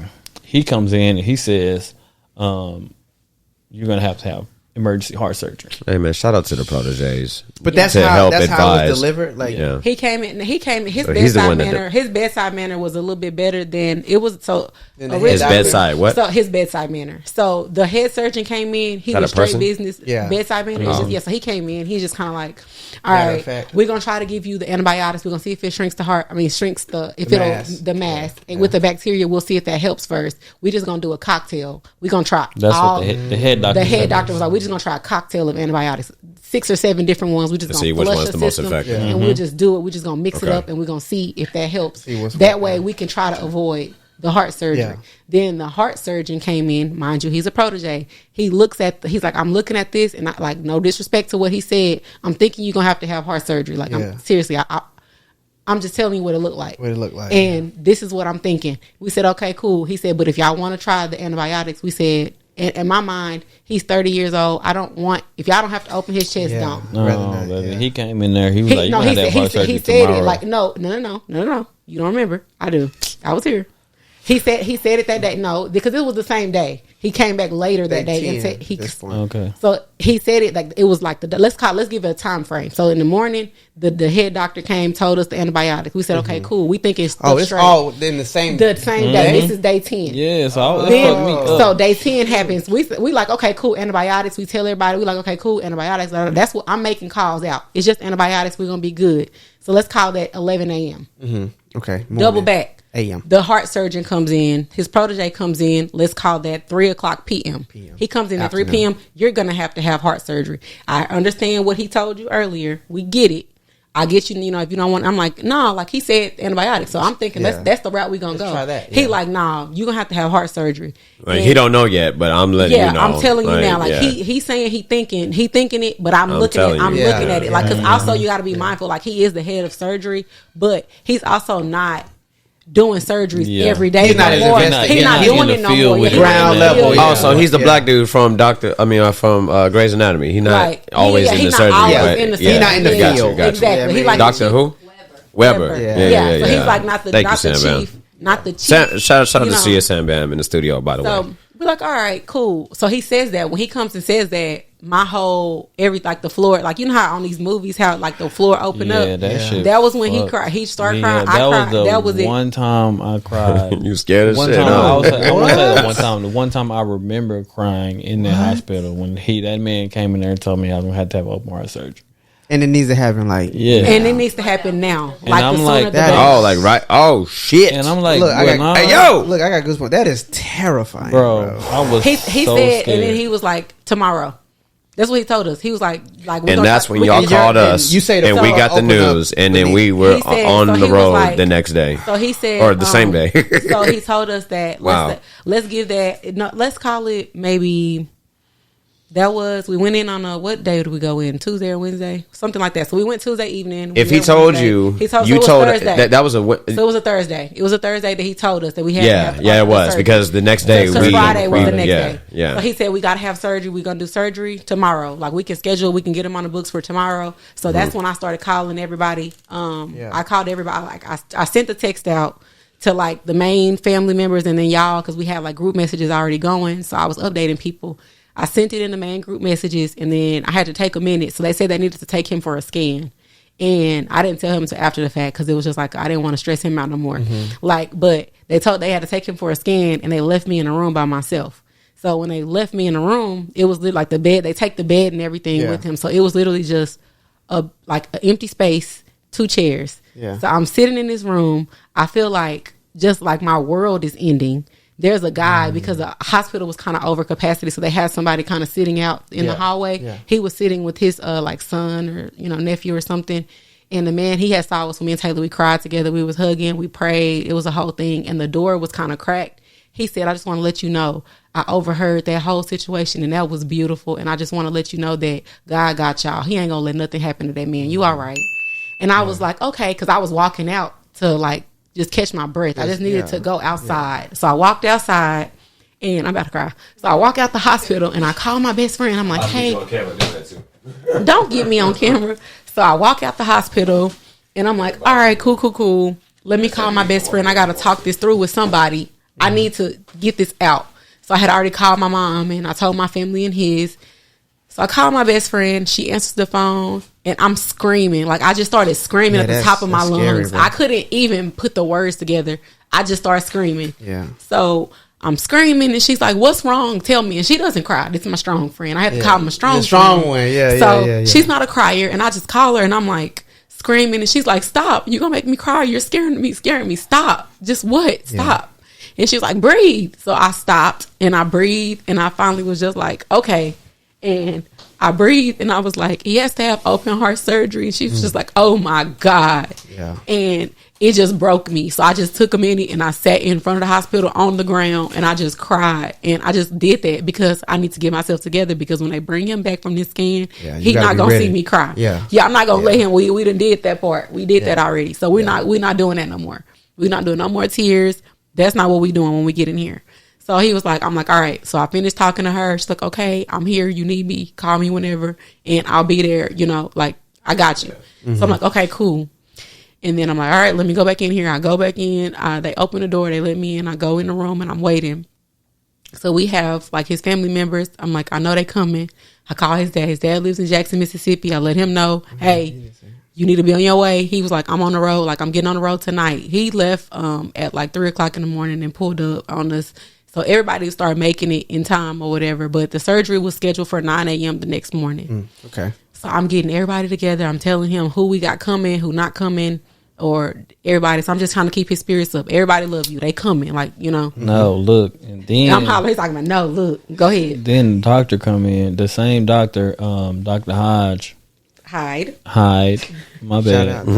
Shout out Dr. Hyde. He saved your life. I'm not going to give his name. But yeah, we go in there. Well, we're there, and like she said, everybody's coming in and stuff. He come in kind of before the surgery, and he says, you know, I ran the calculations for a guy your age, and my health and the type of surgery that you got to have, and it's a 5% chance that you won't make it. And I'm like, that blew my mind, because it's like no percent is what I want to hear. Yeah, that's what I'm saying. Even a 1% chance that you just won't make it through this surgery. It like, it took my mind somewhere else, bro. Like, I gotta be here. You know what I'm saying? That's not to not be here. I don't want to die. You know what I'm saying? So, man, that's scary. I'm thinking as you like hearing that. Now, of course, hindsight is 20/20. Yeah. So I'm hearing this now. Like 5% not making means there's a 95% chance you will make it. That was my thought process. So you have to go there. He didn't have that. Daddy, and he didn't think thinking worst case scenario. And the one argument, there were two arguments that took place between me and him. And I'm like, I'm thinking in my head, I can't argue with this man. He's sick. I'm trying not to be. I'm trying to be everything he needs. Yeah. We had two arguments. One was the night before surgery. He tells me, I'm sorry. I know you had no intention of marrying nobody who was sickly and dealing with having to take care of nobody. And I'm like, first of all, that's not an apology that I ever want to have, because when I married you, I did it in sickness and health. We had that conversation in front of God and all our friends and family. So what are you saying? That's what this What are you saying to me? Yeah. So don't ever apologize for that. And first of all, I'm the sickly one. Y'all, I got a whole bunch of problems. There's a whole bunch of stuff wrong with me. So you married me knowing what you knew this up front. Yeah. And you signed up for that. So with that being said, it's never a hassle for me, because he's never sick. So it's not a problem.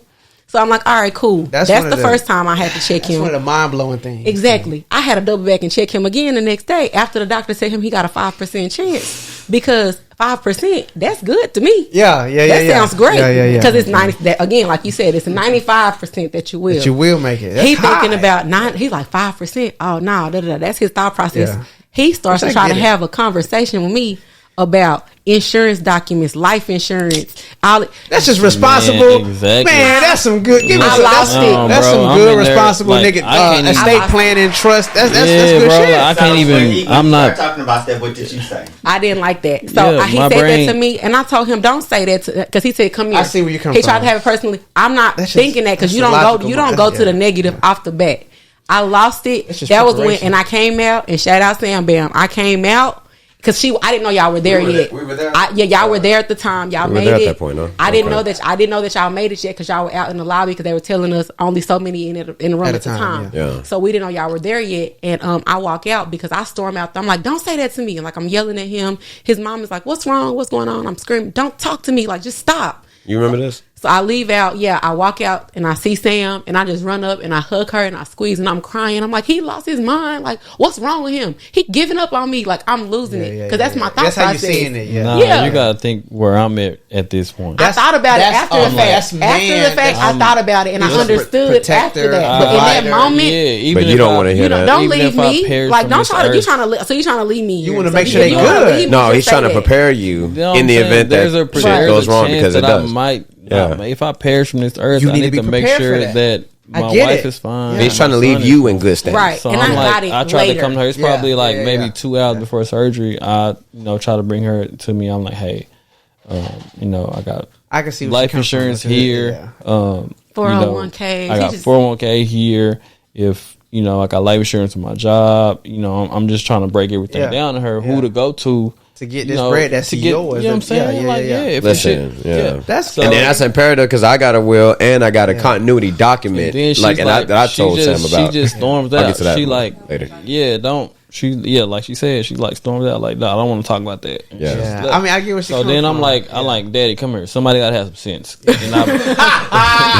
Somebody need to get this. And I had to break it all down to him of what where everything was, where my money is, just in case I don't make. That's real shit. I mean, I can't help. I gotta make sure my son can still go to college. If I'm not here, somebody. But I get where she's coming from. But no, like that's. As a man, he's a protective provider. Right. You need to. Like I said, I understood that after the fact. Listen, women are the nurturers in the marriage, in the relationship. Then, I just wasn't there. But I wasn't ready yet because right now I'm terrified. Like I'm But let's take a pause right quick because we got to stress to our listeners how important it is to have that continuity, to have that willpower, to have those tough conversations because they need to be had. It's almost as tough or tougher than talking about prenup before a relationship or a marriage, right? Because those conversations need to be had. Like there's assets that need to be maintained in possession because if you don't, the government will take that motherfucker even if it's from you. Let's say you own nothing. Mm-hmm. Let's say you niggas have no generational wealth and we have not yet to accumulate what we should have at this point. You still need to have some estate planning because we don't need to be having plate dinners. You know what I'm saying, GoFundMe's for your funeral service. Yeah, and you weren't here when he talked about it. We don't have to do that no more. But Taylor, and I'm sure you're part of the plans, whatever. But like, he's got some real estate endeavors that he's indulging in that is going to set y'all up for success. And you need to know what the game plan is because let's say hypothetically, and God forbid, of course, whatever. But we're speaking in past now.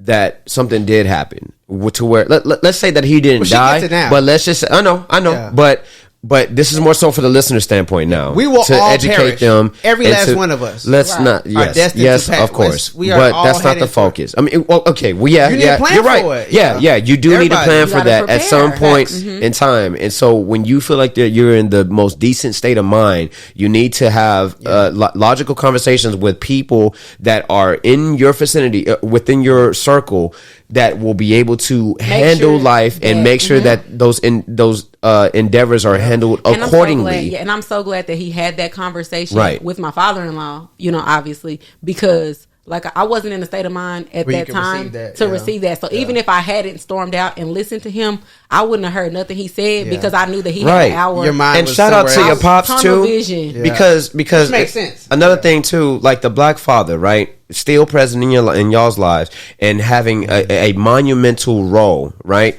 Because he is acting as the confidant, like, all right, cool, it's my responsibility if something does happen, and I'm really kind of like the only one that can stay sane. And this is his son that he's witnessing, and his only son, Taylor's dad. He is his only son. Hey, yo, and so like I can only imagine his only child, and so I can only imagine what he's going through. But he understands and assumes responsibility and command. I've ever seen him cry. That is the first and only time I've ever seen Taylor's dad cry ever in life. Yeah, I'm about to fucking cry, man. That's what daddy do. Hey, that's what daddy do.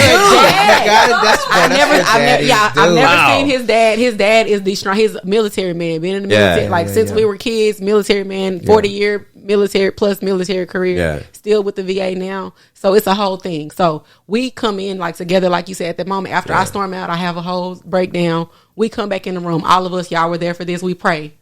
We we hold hands, we circle around the bed, we pray. We say, okay, God got you. So they say, you can come down with him. You can come down with him. We're going to prep him for surgery.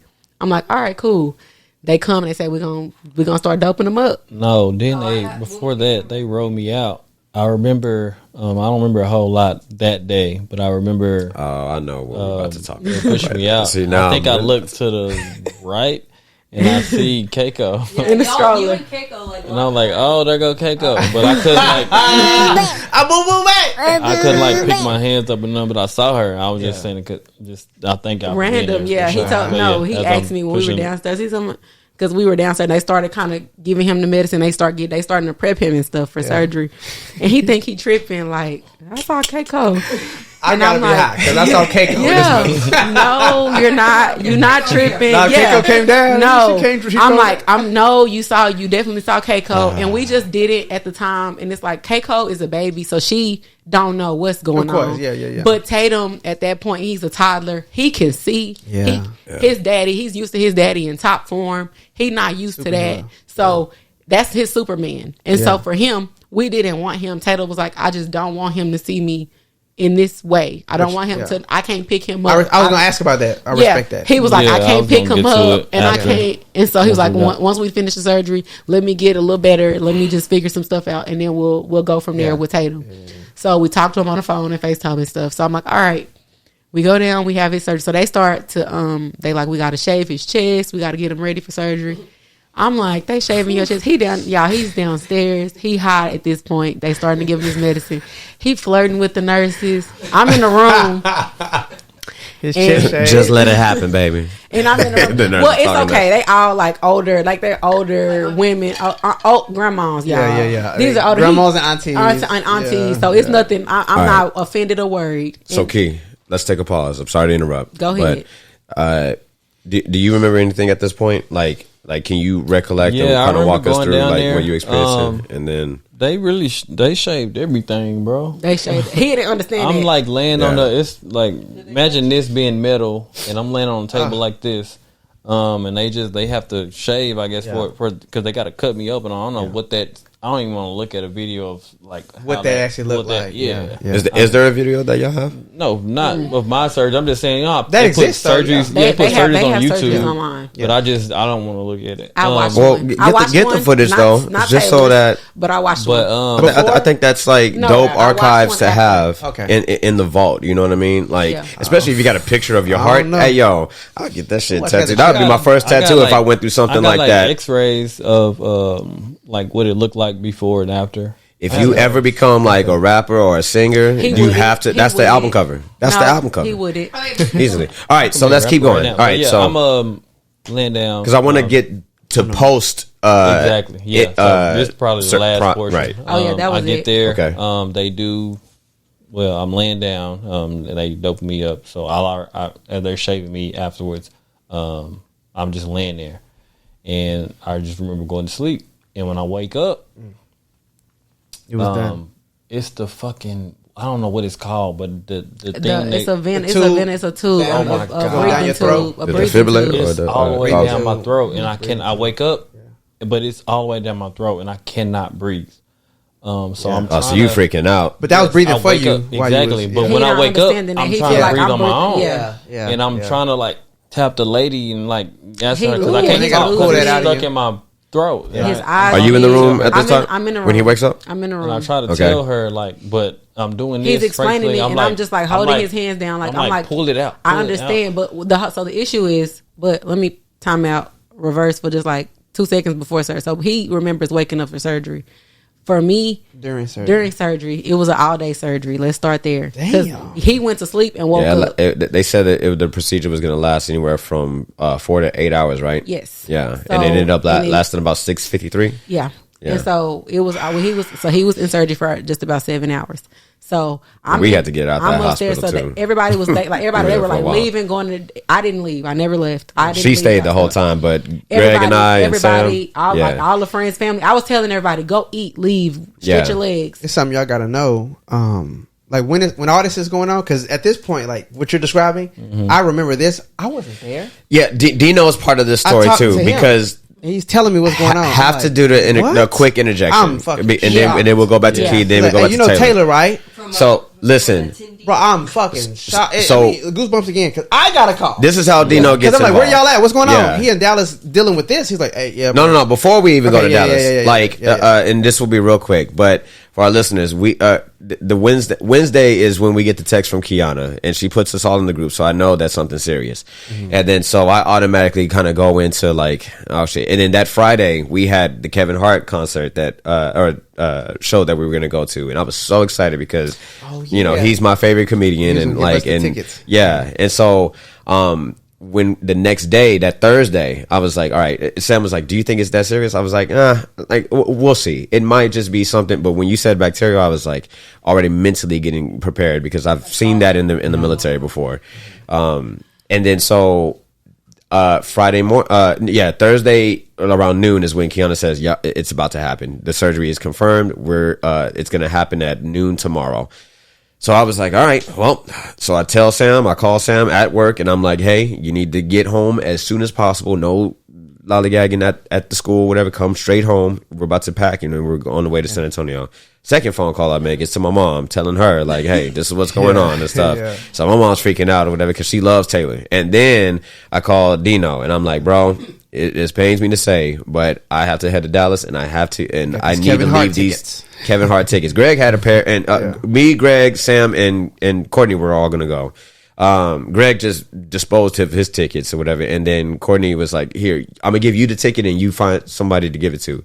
So I called Dino and I'm like, look, this is what's all going on or whatever. And then Dino is just like kind of automatically going into mode too. Like, do I need to come to Dallas? I'm like, no. What's going on, bro? Like, he was like, I was like, no.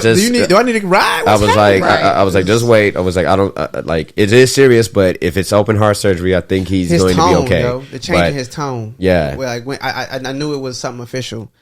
And I say all that to say this. We had some dark humor too. You had people praying for you, bro. Yeah, man. Way in Houston. Yeah, without even knowing. Like, we had to keep it close knit, but I wanted to kind of like project like the noise, right? So, and then fast forward, I was like, Dino, like it would be an honor for you to go to the show. Fast forward or whatever, Dino can't go to the show, so then we get the tickets to my mom and my aunt or whatever, and then they able to go and enjoy the show, and then we're driving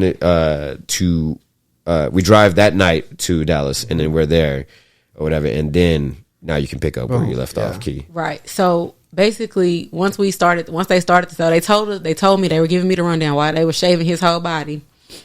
They were giving me the rundown that we're going to be doing the surgery. I'll call you with updates, so I'll tell you when we start. I'll tell you where we are, like every hour and a half or whatever. We'll give you an update. So I said, okay. So I'm sitting there waiting. Every time I gotta go, we'll also call you with any complications or anything like that. We let you know the whole process. So they called me and told me, okay, they're cutting them open right now. And like I said, the nurses were older. So, and I'm just like, whew, okay. And so when she said that, she was like, hey, we got him. We praying for him. It's okay. You all right. Yeah. He in good hands. Yeah. And so I'm like, okay. She was like, all right, I'll call you back in a little bit. And then she called me and was like, all right, they got through, It was just a little bit. And she called me and said, we got him open. They already cracked his ribs, blah, blah, blah. So she said they, got everything done. She's like, they about to get going. And so it'll be a little minute before I call back, just so we can be all hands on deck. Right. But I'm just letting you know. I said, okay. Yeah. So they just kept giving me updates, and I was just up there and I was waiting. I was telling everybody. So every time they would give an update, I would just shoot a text out to everybody, let them know where they were in the process. We didn't have any complications. Nothing happened or whatever. So I was like, all right. And then finally, I'm waiting toward the end. They didn't call me back to say they finished. Nobody said nothing. Yeah. So I'm looking for my phone. You're not call. salty in that. Ain't nobody said nothing. So then I'm just waiting. And they have this TV screen. They have a TV monitor with all of the, like your last name, your surgery, your time that the surgery has been going on, and if it's over, whatever. And the status. Yeah. Y'all, his name went away. And I'm like, what the fuck? Like, nah, what the fuck? So now I'm losing it because his name gone. Ain't nobody called him. I said nothing. So then they come out, walk out all happy, like, everything went well. Everybody's walking out. So they walk. I see nurses and stuff walking out. I don't see the nurses that did the ones that I know. Yeah. So they apparently done switch shifts and everything on us, and ain't nobody said nothing. So I'm panicking a little bit, and then I see his surgeon walk out. he took his hat off his head. My heart dropped because I watched too much TV. Moment. I watched too much TV. Like a mug, right? Why would that moment right Why there? would you take that scrub hat off your head like that? I was like, why would you do that? Because first of all, because you play too much. Done. You play too much. Yeah. But he took the hat off his head. Was he smiling or was he like? No, he just was regular. Clearly not. Straight face. Yeah. So it wasn't a sad face. It wasn't a happy face. They look forward to those moments too. Glad to be done. He was so happy, like because they have to sometimes, and I realize they have to detach to be able to do their job in a good way. And he was just like, he was like, they're good, everything's fine. Everything went perfect, it went well. He was like, they started closing, we were closing up or whatever. When I walked out, they were closing up. It was good. It was good. And I was like, okay. He was like, all right, so I'm gonna come back and check on y'all in a little bit, and I'm like, I'm thinking in my head, like, you've been standing up for 8 hours almost.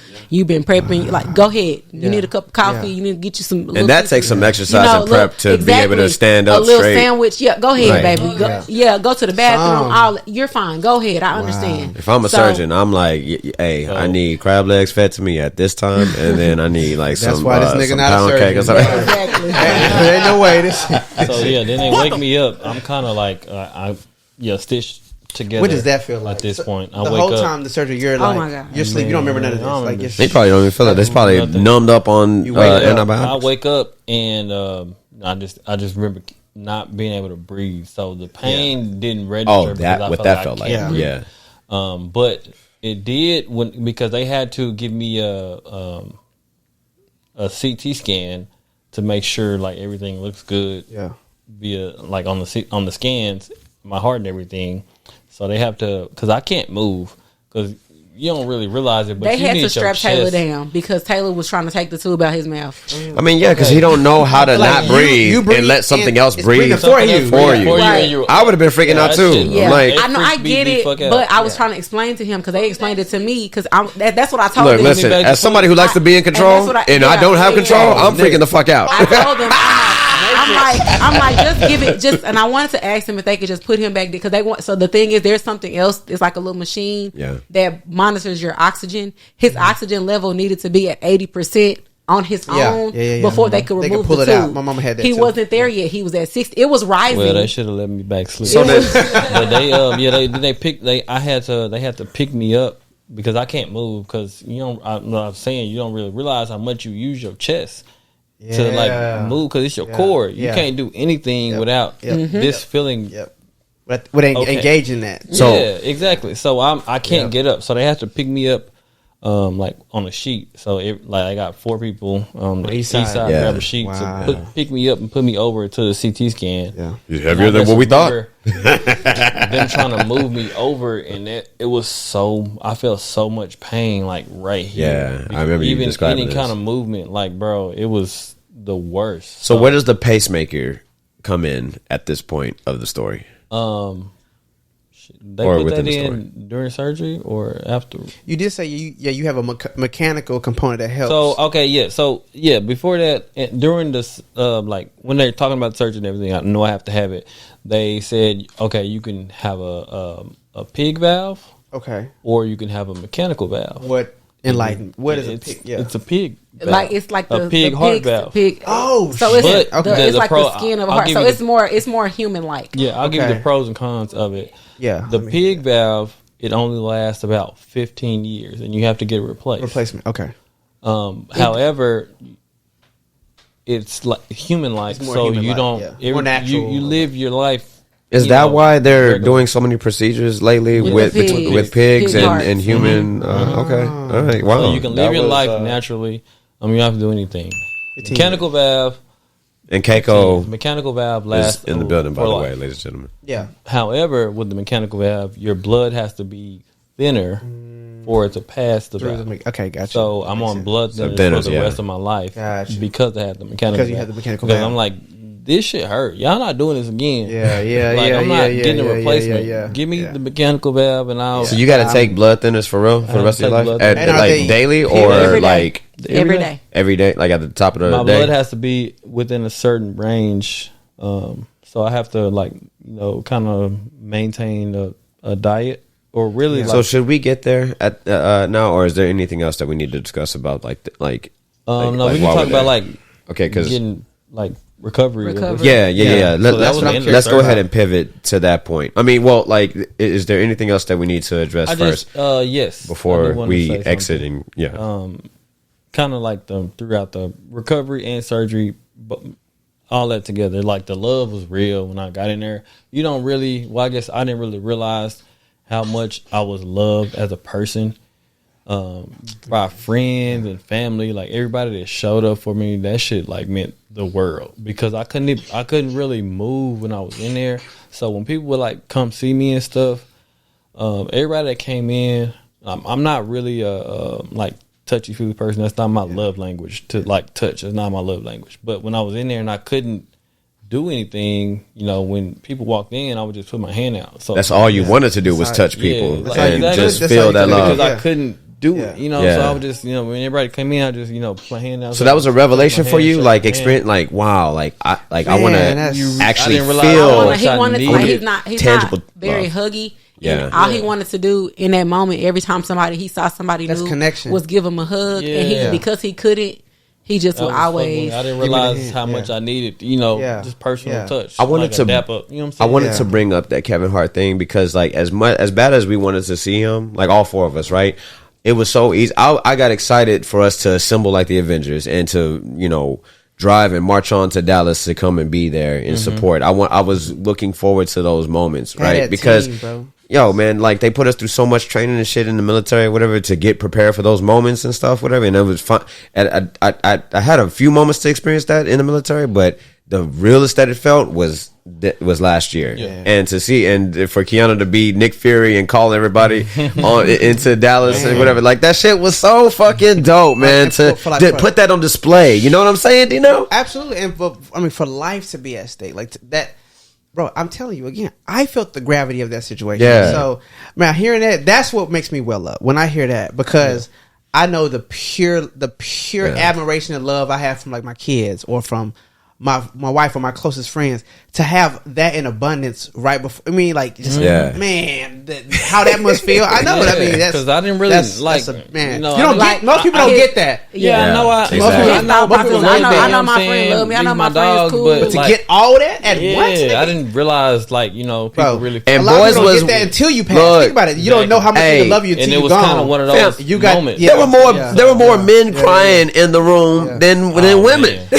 I'm welled up under these shades. When I feel tell you, these 100%. niggas was in there crying, bro. I didn't want to see nobody crying. Because I wasn't crying there. I'm in there trying to, get well, but I don't want to see nobody crying, bro. Because ain't nobody feeling worse than I am. Yeah, what you feeling? Yeah. I'm in there. I didn't cry not one time the whole time because I kind of felt like I had to assume that I had to be strong for Kyuana.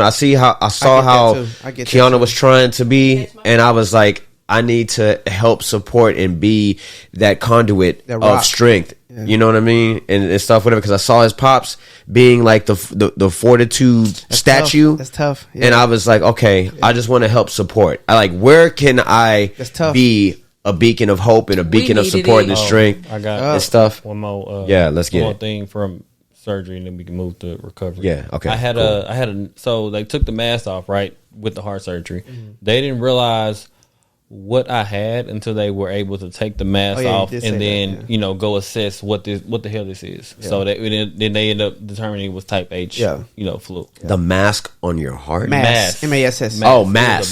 Sorry. Yeah, it's like a clump. It's fatty tissue, so it's like a big. No, I just thought bacteria. Big clump of fatty tissue that had attached to his mitral valve. The nerve of that. That was a result of the bacteria. Mm-hmm. Yeah, bro. That's wow. Exactly. So I end up having another mini stroke during surgery. So even though they took the mask off to replace the valve, that wasn't my sickness. My sickness was the bacteria in my blood. So the blood, it was still in there. So when I got out of surgery, I had a PICC line. I had a PICC line in my arm. Which is like a permanent. It's like a semi-permanent IV. In his arm. So they giving me. So they had to give me. They were giving me a medical professional at this point. Yeah, because when I got home, she had to do it for me. I did it. I was changed. I had gloves. And that right there, Dino, explains to everything. Your point about the marriage. But yeah, they would give me antibiotics to fight off the bacteria, which why is fuck Baylor, because had they figured it out when I was there, I wouldn't I agree. I don't think I would have had to have surgery had Baylor caught it. And I feel like Baylor was being racist and just saying, okay, and some dicks. So that's I'm actually glad we went there, because when I'm hearing this, bro, there's so many parallels to. So I mean, I must say, just to acknowledge, I don't like hospitals. I don't know. However nice they are, good things usually don't happen to us in hospitals. And so, like, my wife having 2 babies in a hospital, I was looking at doulas and shit the second time. Like, I don't know if I'll do that shit again. But for her, it was easier, and we did it that way. But like, hospitals, usually good shit don't come from, and like the experience as a black person. And we know there's statistics with this, right? With women, with men, like, pain threshold. There's this assumption that you can deal with more than you are, and you're exaggerating because we're loud and we're whatever. I think they weren't trying to hear me in there, bro. I'm telling you, I was wrong. So, like I said, I've been here a couple times, so people know, some people don't. I'm very loud and vibrant, and I'm very boisterous when it comes to how I feel and my emotions. So at Baylor, it was a lot because even him feeling as bad as he did was kind of like, hey, like he was kind of on some like simmer, because I was on go. Because what y'all not gonna do is come in here and act like he not saying what he's saying. Don't negate. Don't play with my nigga. Don't negate what he's saying to you. He said he don't, because he that's does, good that you're an advocate. Yeah, because he does, like I said earlier, he doesn't get sick often. And so don't forget how we got here, because it took 9 days for y'all to acknowledge, oh shit, we got a serious deal, and in 3 different hospitals to tell us, bro, like where we at before right we now. pivot to go ahead. Yeah, I was gonna say Baylor. My main issue with them was when we came in. This is something like Taylor. He said it like perfectly. However, when we got there, my issue was like we went to the urgent care. They tested him for flu. They swabbed his mouth and his nose, and that was it. Okay, the real hospital. Hospital. They didn't do anything, y'all. When I tell y'all, they took his temperature and his blood pressure, and that's it. They didn't test his urine. They did not test his blood. They did not do a mouth swab. Y'all just gonna trust the word. They trying to flip the bed. But y'all switched. Y'all just gonna trust the word of an urgent care. Yeah, wow. We didn't even bring the paperwork to show y'all that they said that he had the flu. We could have made that up. Quick question. Yes. Before we pivot, and we're gonna hear about your recovery, but like, there was no health, like, there was no kind of preconceived health concerns. Prerequisite. Like, there's nothing that led you to, like, this seems to just kind of have come out of nowhere. That's a great question, bro. I'm a very healthy. Your lineage is too health conscious person. You don't have like no diabetes or no history. I don't have high blood pressure. My blood pressure right now, I just went Wednesday. It was 124/80. Yeah, they ever say where the bacteria came from? No. That's why I promise you, at least 50 doctors and med students came to my room. Because they were amazed. They never seen it before. They were amazed, but amazed like in a bad sense. Like they had never seen this before. Yeah. So they were all, because it's a case study for them. Yeah. Unfortunately, make sure they had never seen it. So we were Cedrick just showed his ass all across the camera. Yeah. Thank you so much. Thank you for showing your ass to the world. Just say that my ass is very good. Okay, all right, you got it, big time. Very healthy man. So that's the part that got me vexed, because it's like this came. So this is coming out of they don't know how that's I got even more scary. How I got type H flu.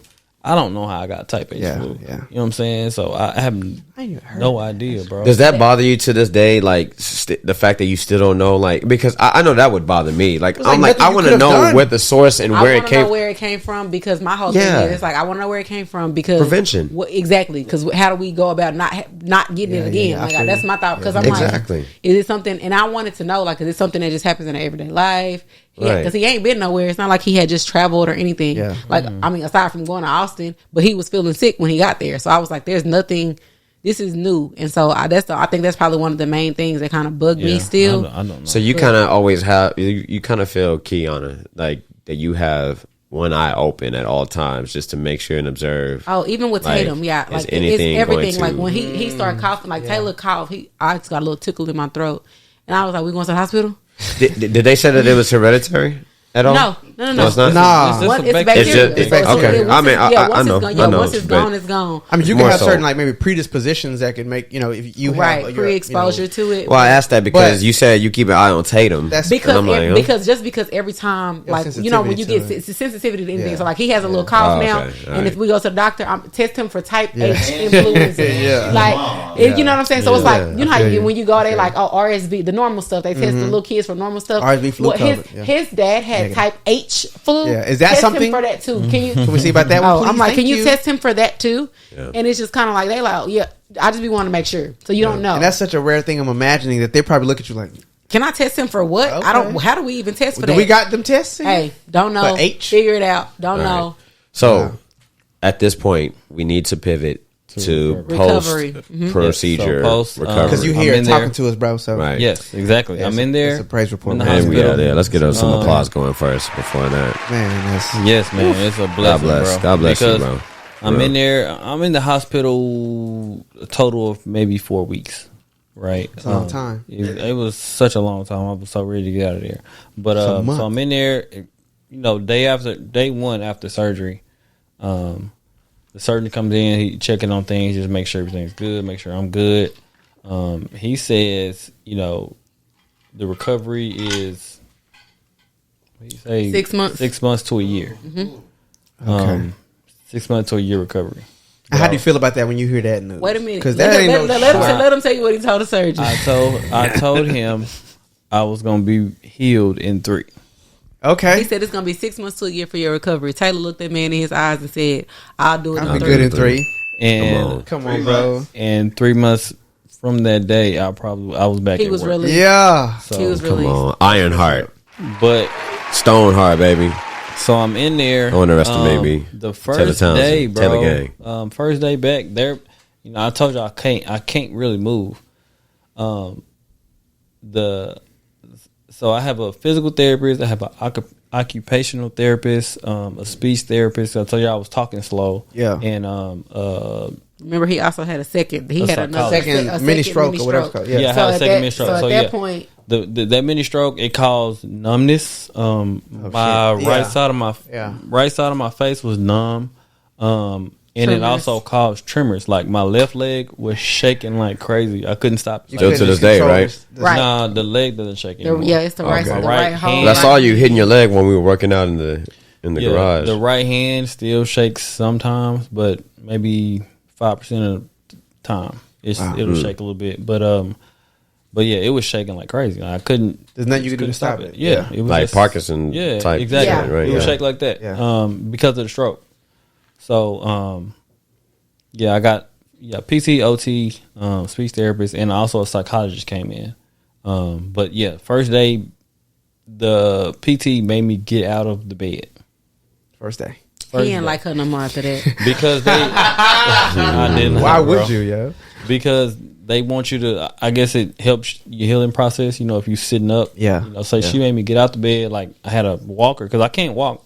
She said, "You said 3, baby. So come on, let's get up. Yeah, let's go." No, so he had 3 months. He had a younger therapist. Original off the bat, he kept telling me, "I need somebody older."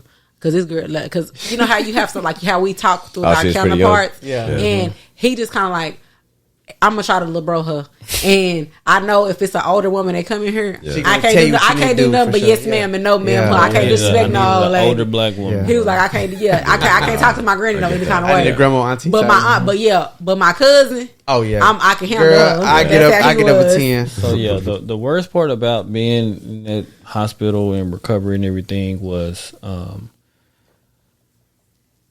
I wasn't able to just take care of my family, like my son. I ain't want to see him like that. I can't hug him. I can't hug my wife really. And then the second, I was in the bed with him. The second part, I climbed. Felt helpless. I was trying to be in his skin. Nah, the second part was, like I told you, she made me get out the bed, and also I had to walk her because I couldn't walk. I had to learn how to walk again.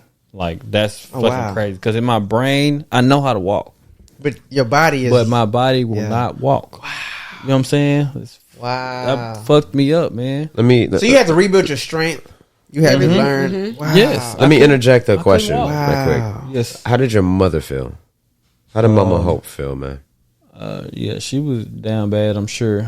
She didn't like a lot of people that came in there didn't want me to see them that way. Of course, they were trying to be strong. We did for it. me. We did it with each other. So like she seemed like she was really. We did it. So we did it with each other. Composed throughout the whole process. She was composed. We both. So what we did was me and her both. We said we weren't gonna cry in front of him. We weren't gonna do it. We talked about it. Everything we did behind closed doors. When he went to sleep at night, I cried in the shower. She go in the hallway, she cry. We come back in, both our eyes red. Y'all got a good relationship, Kid? The best one. That's my homegirl. That's dope. That's what's one of my best friends. A lot of people don't have that. And so so it is. So with her thought process on it was that's her baby. Like, as a parents say they don't have favorites, and we don't got favorites. And it's like, not to say that Taylor's a favorite, but it's like that's her firstborn. They were together for 7-8 years before she had another kid. Yeah. So that was her little road dog for the longest. So they still had that type of relationship. Mm-hmm. So for her, it was difficult. And it was very hard to see him like that. And like I said, with his dad, he's his only child. Like Miss Hope, she got 3 other kids. But with him, this is my only kid. This you saw him seed, for the first time. And so with that, it was difficult to see him not in form of what she's used to seeing. So she was heartbroken too. But when it came to that recovery, everybody was on him. Like, she like, that's my mom, that's my baby. And she usually he just don't feel like it. And she always trying to like, he's tired. And she wanted to be mad. But then it was like, hey, he said he was going to, that was probably like, the after surgery was the only time we ever like bump heads. So this is a funny story, really funny. Oh, because she was trying to temper, and I was like, and slow roll it, and you were like, no. He said 3 weeks. He said no, 3 months. He said he wanted to do 3 months here. Yeah. So funniest thing ever. Me and Taylor's mom have a code word. Our safe word is pineapples. Hey, and if that also means you was Kevin Hart again. Once again. Exactly. So pineapples. Funny how he keeps interjecting into this podcast. So pineapples is uncomfortable, a sore subject, something we there's no further discussion. After pineapple is said, nothing else is to be discussed. Yeah, because we wasting time. So they came in post surgery and told us that only one person can stay in the ICU room a night. Yeah. So his mom his mom was be. like, all right, you can stay tonight. It's his first night after surgery. I'm gonna stay tomorrow. We can just alternate. And I told her, no, ma'am. And she was like, no. She was like, what you mean, no, ma'am? And I was like, I'm gonna stay tomorrow too. And everybody, the whole waiting room, because mind you, his friends, his family, everybody's in there. And she was like, I'm going to say, you can hear a pin drop. And she was like, what you mean you going to stay tomorrow too?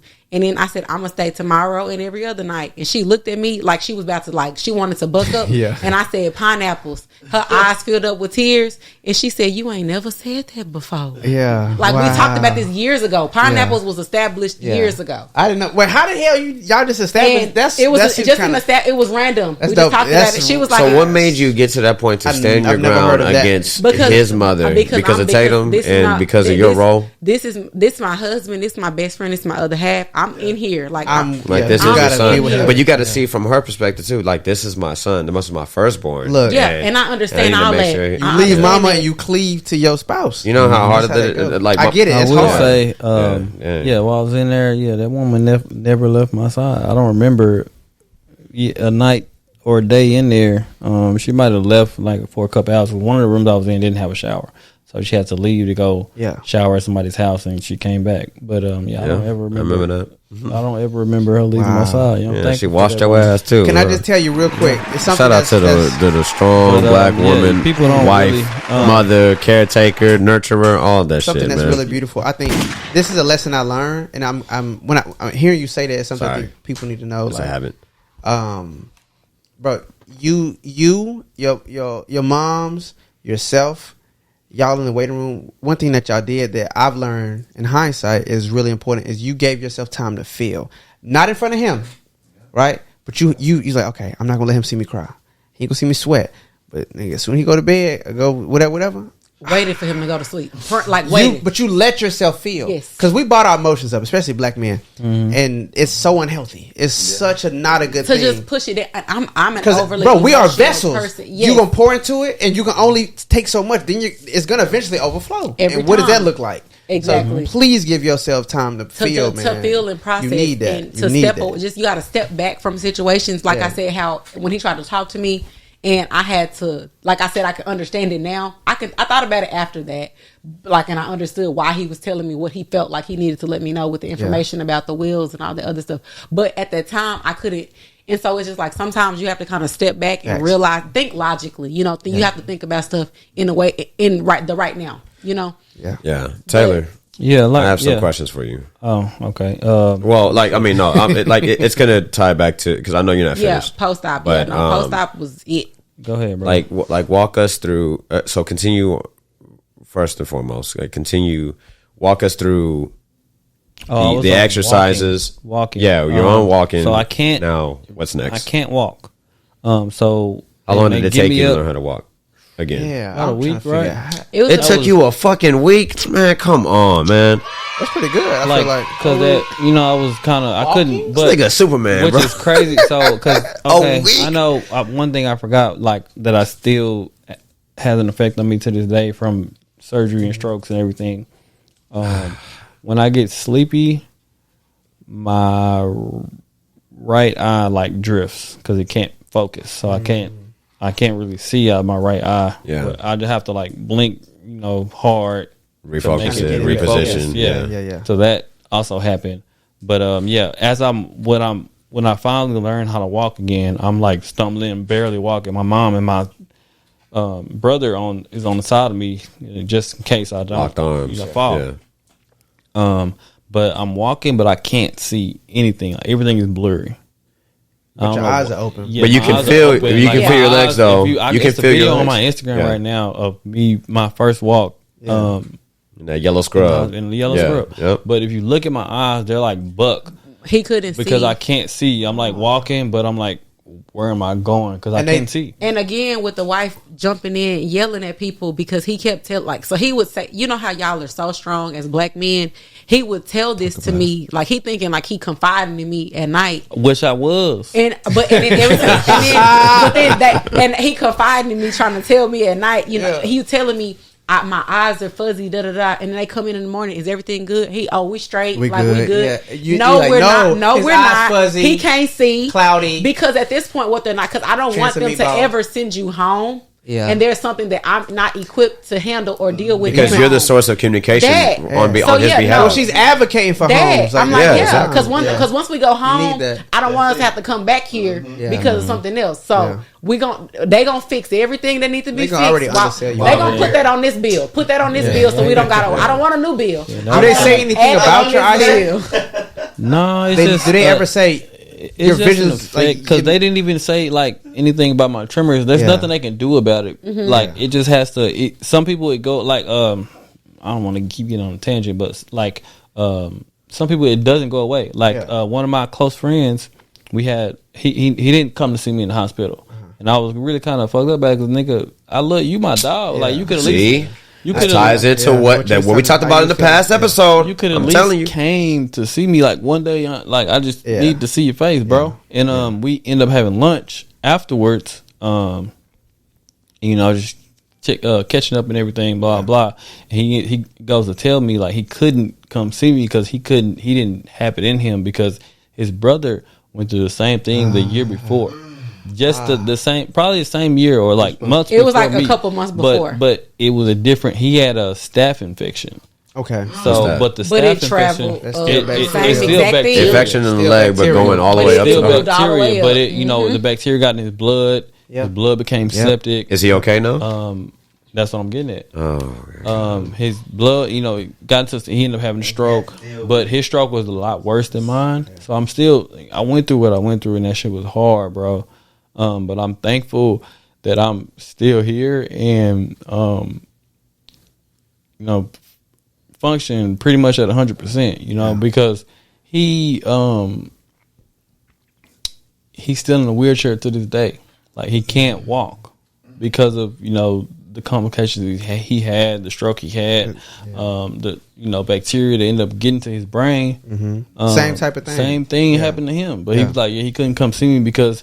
And then his brother, when he had the stroke, he was like, because mine, my speech slurred and I was talking real slow. Yeah. But his brother, sometimes, you know, you're not registering what's going on and you start talking crazy And like his brother was talking all kind of crazy and stuff. He was just saying random stuff. Yeah. And but I didn't go through that. But he was like, he didn't know. He couldn't see the you extent. like he didn't know the extent of Yeah. that, and so he thinking he's like he couldn't separate the two. So he's thinking when he get there, it's the same thing. That's It's incredible how God is working right now. Because I feel like this, Taylor. Like, what a revelation you are, like, to all of us, right? Because that's pivotal. He is monumental in your life. This brother that you're speaking about, to kind of like have an indirect relationship and to give you an indirect view of how bad it could have been. It could have been. Right. And then, you know what I'm saying? You never know, yo, like with friends, bro. That's what I always say, yo. You got to give grace, G. Oh, yeah. Because like all this is happening quietly in Dallas, Texas. If he had not informed me, I would not have known this was going on, bro. And this is... And we didn't post anything. We never put it on social media. We never said nothing. We kept it in-house. And like his brother, so him to be triggered, you felt the way like, damn, you didn't come see me, bro. Like all I needed was just to lay eyes on you. And he's dealing with the same thing with his brother. We didn't know. You know what I'm saying? You like my life's on the line, and he's telling you, well, my brother's life was on the line. Because he was suffering. His friend, he also when he talked to me about it when he got home, I said you just got to be mindful because he wasn't mad at him. He just thought about it. Yeah, of course. But you thought like, damn, man. It was just the thought. We was talking. Nah, you was about to press him, and then he was there. That's probably not. That's not you would, nigga. Yeah, your mother gonna have would, right? But he would probably. It was fleeting. It was like a fleeting thought because it's kind of like I feel that, but then it's something. Oh, okay. He also thought like so internally you felt it, but then it's like it's not nothing that we're gonna address because he was like but that's how you also know. It was like I'm still, you know, I love you, bro. But it's like to think, you know, just handle you accordingly. You know what I'm saying? I know what type of friends you are. We've talked about that. Yeah, you know what I'm saying? Which is cool. I'm fine if we gonna be that type of friend. I'm fine with that. But now that friend is giving pain times too. Right. So but that was able to balance the scales for Taylor. It was just kind of like he come home and like tell me everything about. He's like, that's crazy. You know, meanwhile, but the thing is, and it kind of also made him take a step back and think about the fact that, because that was even before Taylor got sick. So Taylor's thought process is because he like never told he's suffering in silence. You know, his friend has been suffering in silence. Right to what Dino was saying about black men specifically keeping and bottling in. He can't unload that on you, yo. Like, right? You know exactly. Because we don't want to be burdens to other people, right? But we gotta be strong. We gotta listen. Friendship is. We gotta be strong. I mean, I feel you. Yeah, Kiana, say it again. Say it again, Kiana. That's exactly what friendship is. And this is what everybody, especially to our listeners, man, we need to get on the same accord as far as like the definition of what a friend is. Accountability. No, it's managing expectations. Yeah. What you mean? Wait. What do you mean? So managing expectations. I think as a friend, we already talked about it. Communication is important. No matter what the relationship is, romantic, platonic, friendship, family, whatever it is, professional. I think I've learned this, bro. It is so important to set expectations and to manage them hoes. Oh, yeah. Like, what do you expect of me of a friend? Because this goes back to, what was this, last 2 episodes ago? The episode before? Whatever you, like, let's, okay. Oh, no, this was last episode. Me and you going back and forth about, like, this is like the 30% to 100% thing. You're 100%. Oh, no, 2 episodes ago. I'm sorry. Yeah. Yeah, it's 2 ago. You're right. Yo, 100% giving my all to my partner, 100%. That 100% could be a measly 30 to somebody who's used to way more. Yeah, they're used to you. People cook for them, buy them jewelry when it's their birthday, and you over here doing all this. You think is a lot, nigga. This is 30. Your 100 is measly, and vice versa. Your 100%, or I'll say, your 100% can be like 230% to a nigga. Like, Captain America, I can do way this all too day. much. This nigga need to back off. He's a lot. Yeah. You know what I'm saying? So you really got to, bro. You got to. Sorry, I couldn't help myself. Taylor. You got to show grace. Back on the Mama Kim and our relationship. We'll talk about that. Yeah. All right. But back to so you're walking now. I'm walking. That's the workouts. That's what I want to know about. I gotta start walking before the workout. So I'm walking. And the shit that fucked me up so bad was, bro, I got the walker, but I would take like 3 steps and I'm like sweating, incredibly exhausted, bro. That sounded like COVID. Man. Like that shit was. Like I just ran 5 miles, bro. Wow. I used to run a lot, and I used to be so tired, bro. Just taking like 10 steps, bro. like, and I'm like breathing and hard. you're trying, like you're exerting a lot of energy. To take these bro. And I'm like, I got to sit down because I can't. You know what I'm saying? I can't. I couldn't do nothing. So I had to do that a lot, bro. I was in the actual hospital maybe about 2 weeks. Kudos for keeping that fighting spirit, bro. Because bro. I can imagine how you get like exert all the energy. Like, man, this shit sucks. Like I can't. Yeah, like PT would come in, I would have to do the walks. OT would come in, they would try to get me to help me like regular stuff like occupational, like help me brush my teeth. Like I couldn't even. I was about to say, let the listeners know when you say. I couldn't even like shit we take for every day for granted. We take stuff for granted, bro. I couldn't even I couldn't do anything, bro. I couldn't brush my teeth. I couldn't put my shoes on. My wife had to help me do all that shit. That's why, like in the hospital, bro. That's mad humbling, bro. It's a lot of people in those hospital rooms, but they just have the nurse. They got to hit the button. If they need to go to the restroom, they got to hit the button and call the nurse. That's their lifeline. I was so thankful to have my wife there and my mom to just help me. I didn't have to. It felt a little better. It's probably helped in my healing as well because my mental. Just like I have people there that I know love me, that's helping me to the restroom, helping me. Like it was a point in time, bro. I couldn't even like not to get too graphic, bro. I couldn't even wipe my own ass, bro. Yeah. Like, so she did wipe your ass. I can't move. My wife did, bro. I couldn't move. Like literally, bro. That's love. That's all that. Yeah, bro. Mad love. I mean, I wiped my wife's ass when she had a baby. That's love. I know. Like so, Taylor, I had a go ahead. No. I mean, like, just real quick. I feel where you're coming from about like because I want to go back to that point when you were that you had said earlier about you feeling kind of helpless, for lack of a better term, like being a provider for your family and being like the staple and the foundation, and then out of nowhere.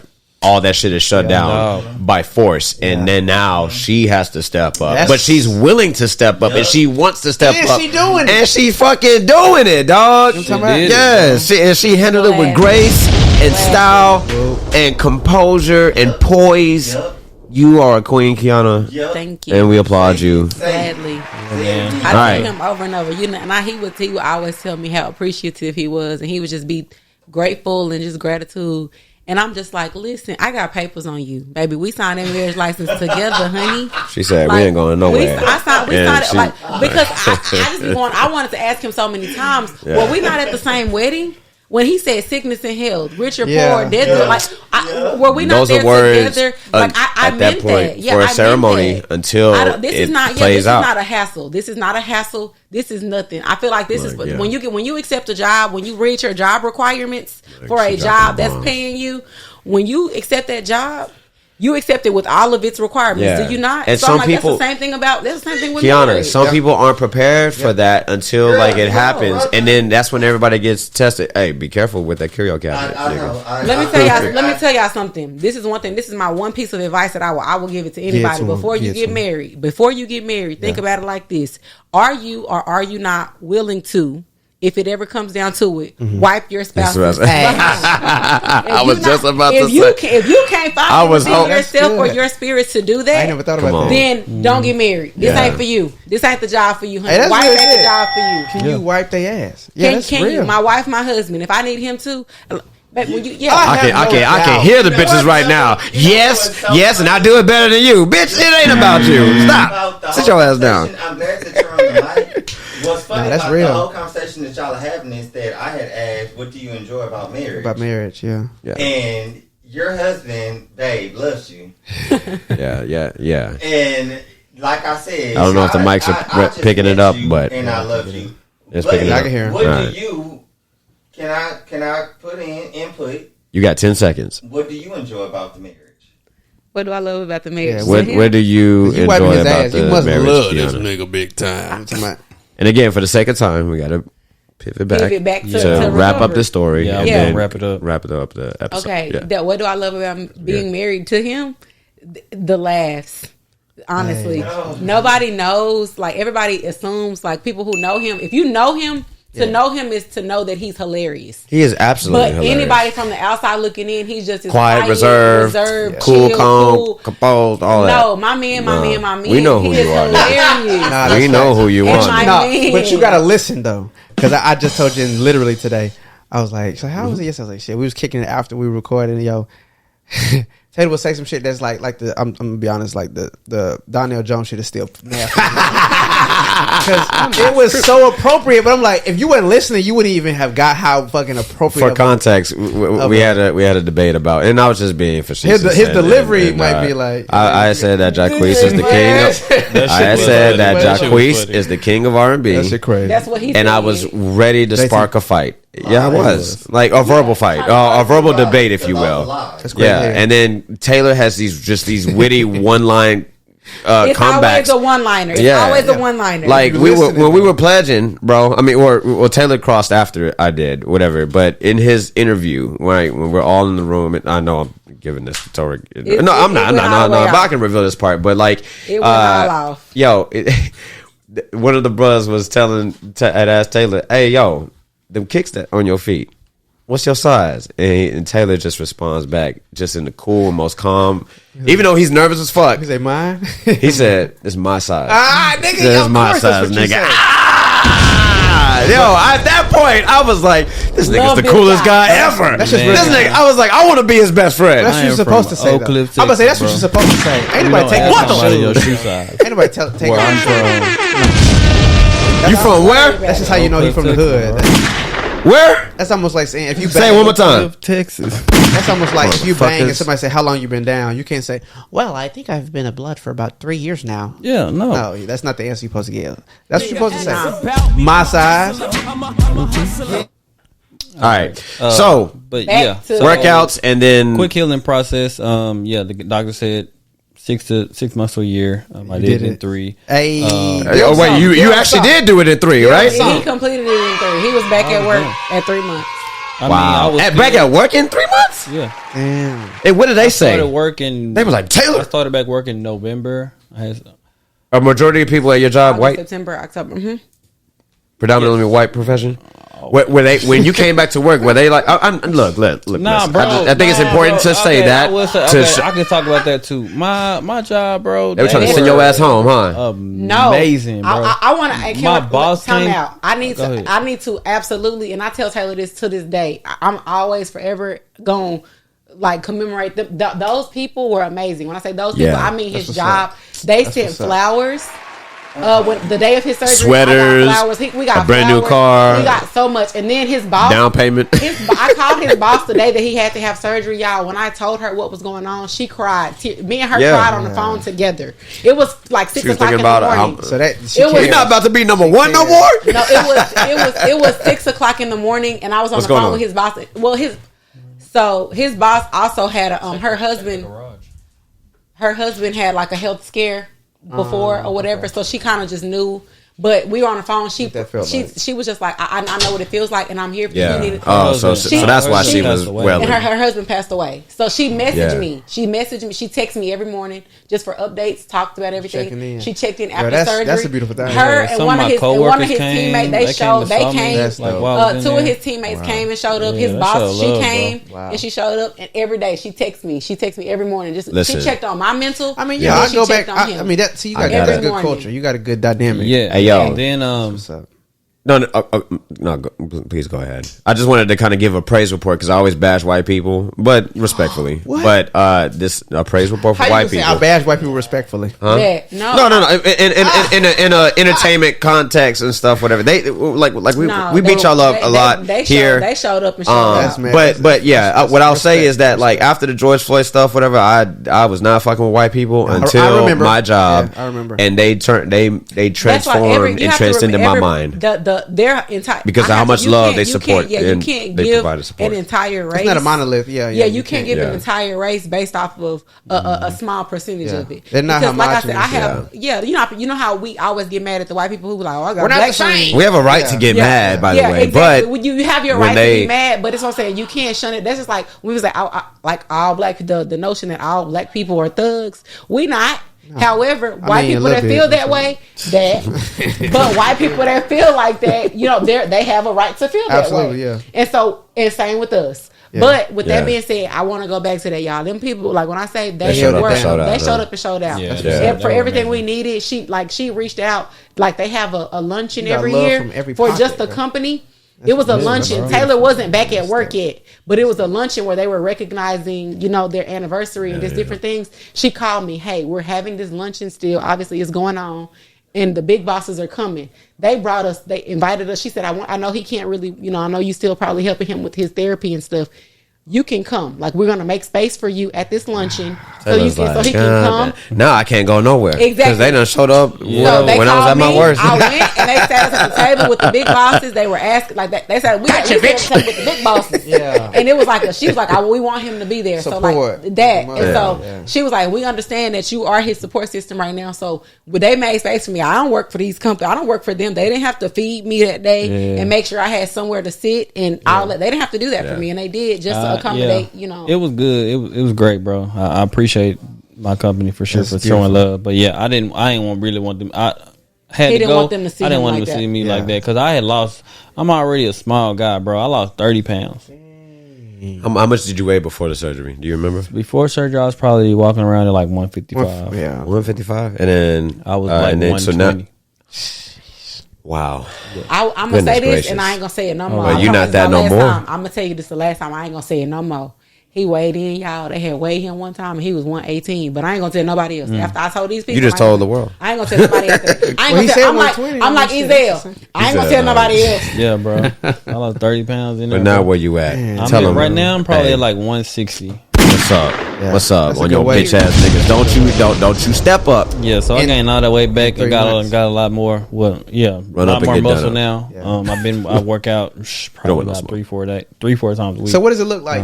Post, having gone through this, like, so yeah, that recovery video that you posted was beautiful, man. Yeah, intense therapy. So yeah, I was in the hospital for 2 weeks, and then the hospital has a rehabilitation. Okay, as a unit attached to like, it. yeah. That's dope. Yeah. So I was in the actual ICU for 2 weeks, and then they discharged me to the rehab facility. Yeah. And I was there for 2 weeks. So in there, it was, I lived there too. Yeah, most of those videos. I wondering. I lived there too. The Instagram video I posted were from. From that rehab. So I was like walking the cones and standing up, doing like squats and stuff. You want to shout out that staff right quick? I don't remember their names. Oh, okay. No, not their names individually, but like the facility. Zell Lipshy. Right, Zell Lipshy. It's a part of UT Southwestern, but Zell Lipshy. That was a great place. Yeah, UT Southwestern. That's the plug right there for sure. For sure, that's a great. If you're in Dallas and you get sick, I would definitely recommend you going to UT Southwestern. And they helped you meet your goal of 3 months, huh? Zell Lipshy sped up the process. We thought 3 months. We like, okay, cool. By the time he went home, so they have this thing there. It's called a purple band. And it was a purple band. Okay. So you know the wristbands you get like for concerts and stuff. Mm-hmm. So you have a person that's in a room with you. Like everybody, I didn't realize that I was one of the only people. Like people have guests and visitors that come and go. Mm-hmm. I didn't realize how attached me and Taylor were until I realized I was probably like the only person on his floor that like lived there that wasn't a patient. And I'm like, am I out of pocket? Like, but I'm like, am I? Because I'm the only like it's everybody. Ain't nobody else. I didn't care. Like, ain't nobody finna step up to me. Like, ain't nobody gonna say nothing about it. But at the same time, but it's like but you noticed. I'm thinking, like I'm like, ain't nobody else. So purple bands is for people who are in the hospital or even if they're just visiting. You have to get certified. So you have to go through classes. So Taylor was learning how to walk again. I had to learn how to support him properly in the event of a fall, all that other stuff in order to get purple banded. That's good. So before you get your purple band, if he needs to go to the restroom, I gotta call the nurse. He gotta call a nurse, and we gotta wait for whoever. We gotta wait for them to come. So when after that first time, it was taking way too long. I'm like, you know what? And they got other patients. We weren't mad about it. Yeah. But I was like, hey, as soon as she came in, hey, what do I gotta do to get a purple band? Yeah. And she was like, well, you gotta do this, and then they had like a little checklist. Mm-hmm. I went down that checklist. I'm like, bet.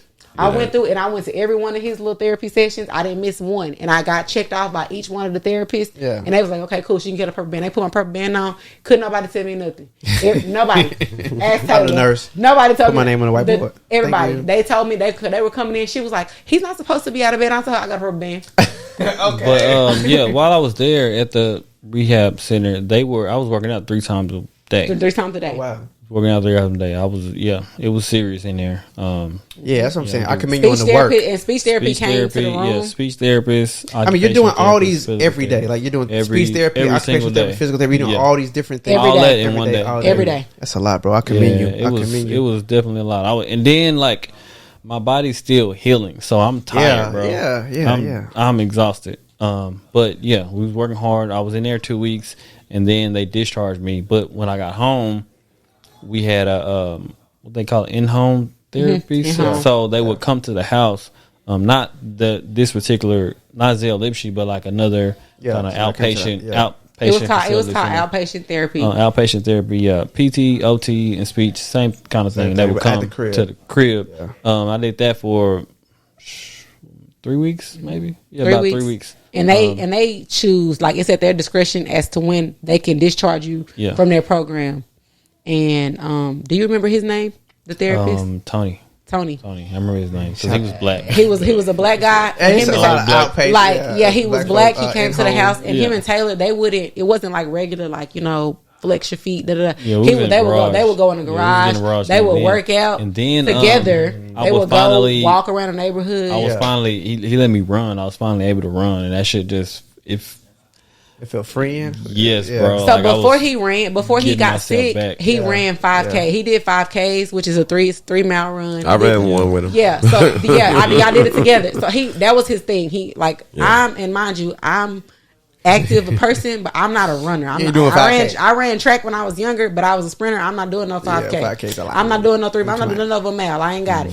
So he does it. That was his thing. He liked it. He's done several with his friends, and he also signed up to do them with his job. So he's done multiple of them. So getting back to running, that, I can imagine. That was like his. That was just a godsend. Yeah. And so I can't run like that no more. He can't do it no more. I'm sure you can. I never could. I ain't gonna lie. Taylor, what's your biggest takeaway from this experience that you want others to know about?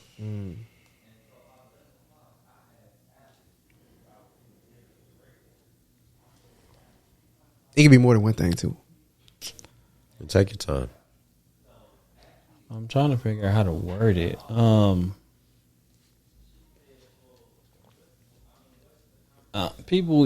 Sometimes people can kind of get in their own head and in their own way. I would say let people be there for you. Like, a lot of times, well, I know for myself, I'll just do, I know I got it, bro. I can do it. Sometimes people, that's how people show their love. It's like let them, they want to do something for you. Just let them love you in that way. You know what I'm saying? Hey, ladies and gentlemen, hold on. Hey, Cedrick, open the door, the front door. He muted like you muted yourself. We heard. We all heard you yelling. You just muted everybody. Ladies and gentlemen, hold on. I think it's we got to take this moment to welcome back a fellow partner that is into the building. Courtney Coleman is here, ladies and gentlemen. Courtney. You're not getting on nobody. Coleman. He's not coming here. Where the fuck did he go back? Where did he go? He knew what you was going to do. He forgot something. He went through the garage. He went back to the. He knew what you was going to do. Yeah. Okay. All right. Well, we just wanted to give him a shout out and stuff, whatever. He was also in Dallas with us, whatever. Courtney. Fortified support. Shout out to my boy Corn. Courtney. But I will say, he held my hand a couple days. I know we hadn't talked about it yet. I tried to. So we talked about Baylor and how fucked up and how shitty they were. Yeah. I had an active lawsuit against them. Whoa. Yeah, but really? The lawyer said because listen to this. The lawyer said because they were I went to the emergency room and they have like a standard of care that they have to do. That is the legal term. It's a standard of care. There's so much legal tape. You have to prove like that they were being malicious. They didn't meet the standard. They met the standard of care. So I can't sue them because it's an emergency room. The emergency room is a lot harder to sue because they asked you certain questions and then they admitted you. So you can't really prove that they messed up. Because even though they didn't admit us, and the thing is, and I'm going to tell you because he works. So we did the lawsuit together. So the original, we talked to the first lawyer we talked to. He told us, he told me I'm always going to recommend because I know every nook and cranny of your case, and I've talked to y'all in depth, and I know what went on. I'm going to tell you that I feel like you should try with several other lawyers, but he has a partner. His partner was just kind of like, we can't prove that they didn't meet the minimum standard of care. Mm-hmm. So he was like, but I want you to try with other people because I want you to know how upset I am on your behalf because this is really it's messed up. Yeah, it's really fucked up. Yeah. And so, and he said that blatantly, like this is fucked up. So the same practice when it And comes so- to doctors and getting a second opinion, it's the same thing It's the for same lawyers. thing with lawyers. Yeah. And And so doctors got he sent malpractice us. We insurance and went all kinds of exactly. shit. So we went through. That's dope. We went through That first lawyer. but we went through so many. I because Taylor was back at work, and I was like, I'm gonna do this. Like, I'm gonna take charge on this. Why not? Let me do it. Let me rally. I work from home. Let me rally. Yeah. So I looked up lawyers all over the state, not just in Dallas. Yeah. Like, I looked up lawyers in Austin and Houston. I was calling everywhere. Texas Hammer came So I from. went through and I called everybody, anybody I could think of. I told them the story. I told the story about 15 times. I sent them over the lawyer, the first lawyer we had, free of charge. He didn't charge me $1. He did not charge me one single penny. And he gave us everything he collected, all of the medical, all that discovery, the medical information. He did interviews. He had all of that. He gave it to me free of charge. He said, I'm going to send it to you in a Google Doc, a Google Drive. Yeah, see, that's- and you can have it and you can give it to whoever you need to. Yeah. That way they can have everything, all the information they need before they give you an opinion. And with the 15 lawyers we reached out to, every single one of them, they researched it, and and people say, they say we generally send this in an email. When I tell you every single last one of them called and said, we have to personally let you know that because we can't prove the minimum standard of care, we can't go through with it because it's the whole thing. Because that's going to be the argument every time. Yeah. And you can't take a case on it. You can't. We win. can't. Yeah, we're not gonna do that That's because bad they for said everybody. because we gonna be out of money. Yeah. Y'all gonna You be be out of money. Yep. And so because they get paid by the they win. get paid Yeah. exactly. At least they gave y'all that forewarning. They tell you, but they let everybody said it. They were like, we're so sorry because we can, based off the information that was received. Yeah, we could have a case. That but was because we one, can't because emergency room because caveat, of the laws. yeah. That's tough. It's just a little bitty caveat At the end, that it's a fine line between the minimum standard of care and exceeding that. I mean, you got to be standard of care. egregious to probably prove that. And that's what they said. And they said because they checked his temperature and because they gave him a prescription for nausea, they did the minimum of care. Yeah, that was it. They checked his temperature and they gave him a prescription. They were horrible. Yeah. So, Did you have any more questions, or you want to wrap it up? Where we at? what's your plans moving forward? How is that? Well, I have two questions. What's your plans moving forward, and how has your life changed? Besides that's what I want to know. Yeah, Because you've come out. I mean, we've heard this, man. We've all felt it.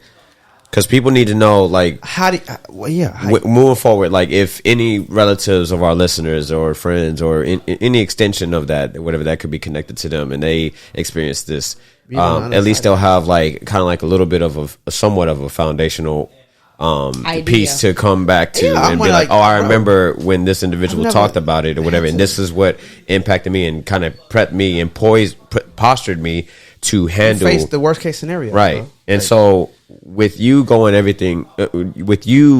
everything that you went through personally, and also having a little bit of an indirect experience of how bad it could have been, That's what I'm saying. moving forward, what do you plan on doing with your life now and making it more fruitful? Changed? And has your life how has your lifestyle changed? I can't drink as much, just because of the medicine the blood thinners I have to take to keep my blood thin to pass the mechanical valve. Yeah, yeah, I can't drink as much. But if I so the only thing is the big change is my diet, right? So I have to maintain a consistent amount of vitamin K daily. Okay, was that carrots? Vitamin K is pretty much anything.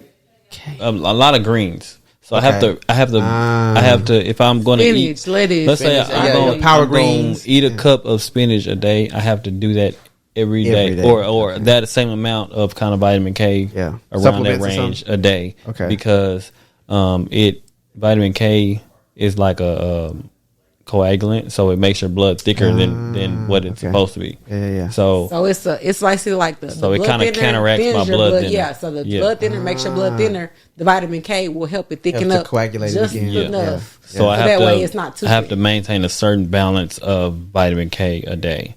Okay. Is this something that you feel like is sustainable and something that is not too much of a burden? Or I mean, well, yes, of course, but like, is it? You gotta figure out how to live. Do you feel like it's a burden, or have you accumulated to this or acclimated to this lifestyle? Really, because most of the time, I make a smoothie every morning with spinach and blueberries. I was doing that before. Smoothies really is that shit, huh? Before he got sick, I was doing that anyhow. So, but I love smoothies. So and they said that is adequate for you to be able to do it through that. Yeah, through in that method. It's vitamin K. So the blueberries and the spinach in my smoothies. It's the perfect amount, and then to make it, I'm always the icing on the top for dinner. Like that's why, like I told you, vitamin K too, because you K. I'm K. Yeah, you vitamin K. She presents it in the TikTok fashion. So the way that what makes it easier, what makes it another thing, because when it comes to vitamin K, you know how people make recipes and they always like, oh, you can add this or it's optional. Yeah, and so for me, whatever is optional, whatever the veggie is, I always alternate. I just swap it out for something that's vitamin K. So I always add broccoli into like a pasta dish or add. So that's why you have to go and get your blueberries this morning. Some power greens. I didn't have a smoothie, but I need to eat like so kale, spinach, and blueberries are like blueberries, lettuce, broccoli, lettuce. Which lettuce? Some lettuce beans, romaine. Y'all hear that, people? So make sure y'all get y'all's potassium. And it looks like that a record button is about to go out. So let's go ahead and try to wrap up this episode. Taylor, thank you so much, brother, for sharing your story. Man, that was a ride. I feel beautiful. Right. We want to take this time to pass out some mementos on behalf of the Potnas podcast or whatever. It's just a little bit of a we appreciate you. Just a magnet. She was just saying we needed some more magnets. Yeah. Oh, yeah. Probably yesterday. Thank you for sharing your story, bro. Thank you for sharing your story. Once again, ladies and gentlemen, Taylor Townsend, he has been on both sides. Came face to face. I'm imagining again. I'm a natural empath. My only, it's my closing thought on having heard this and the kind of the removed experience that I had with you having gone through it and feeling that and praying for you from over here was, man, going through something like that, bro, looking something like that in the face, like you have to have a greater appreciation for life and for who you have around you, bro. Because you have people holding you down. Like coworkers, y'all ain't gotta do this. Y'all ain't gotta do this, bro. They didn't have to do that. They went out their way. Family, friends. I mean, y'all here, and the ones who wasn't. Knowing why, man. That's you have to. I have an appreciation having heard your story, so I can only imagine. You know what I'm saying, where you at with it. So I appreciate you sharing that, bro. All right, and with that said, and I hate to abruptly end this, but the camera's literally blinking red. I've never seen it do that before, so I don't know how much time we have. So let's go ahead and wrap this up. Ladies and gentlemen, wait. And then let's do a quick toast. All right. Taylor, I'm like literally reacting. I'm in reaction mode. All right.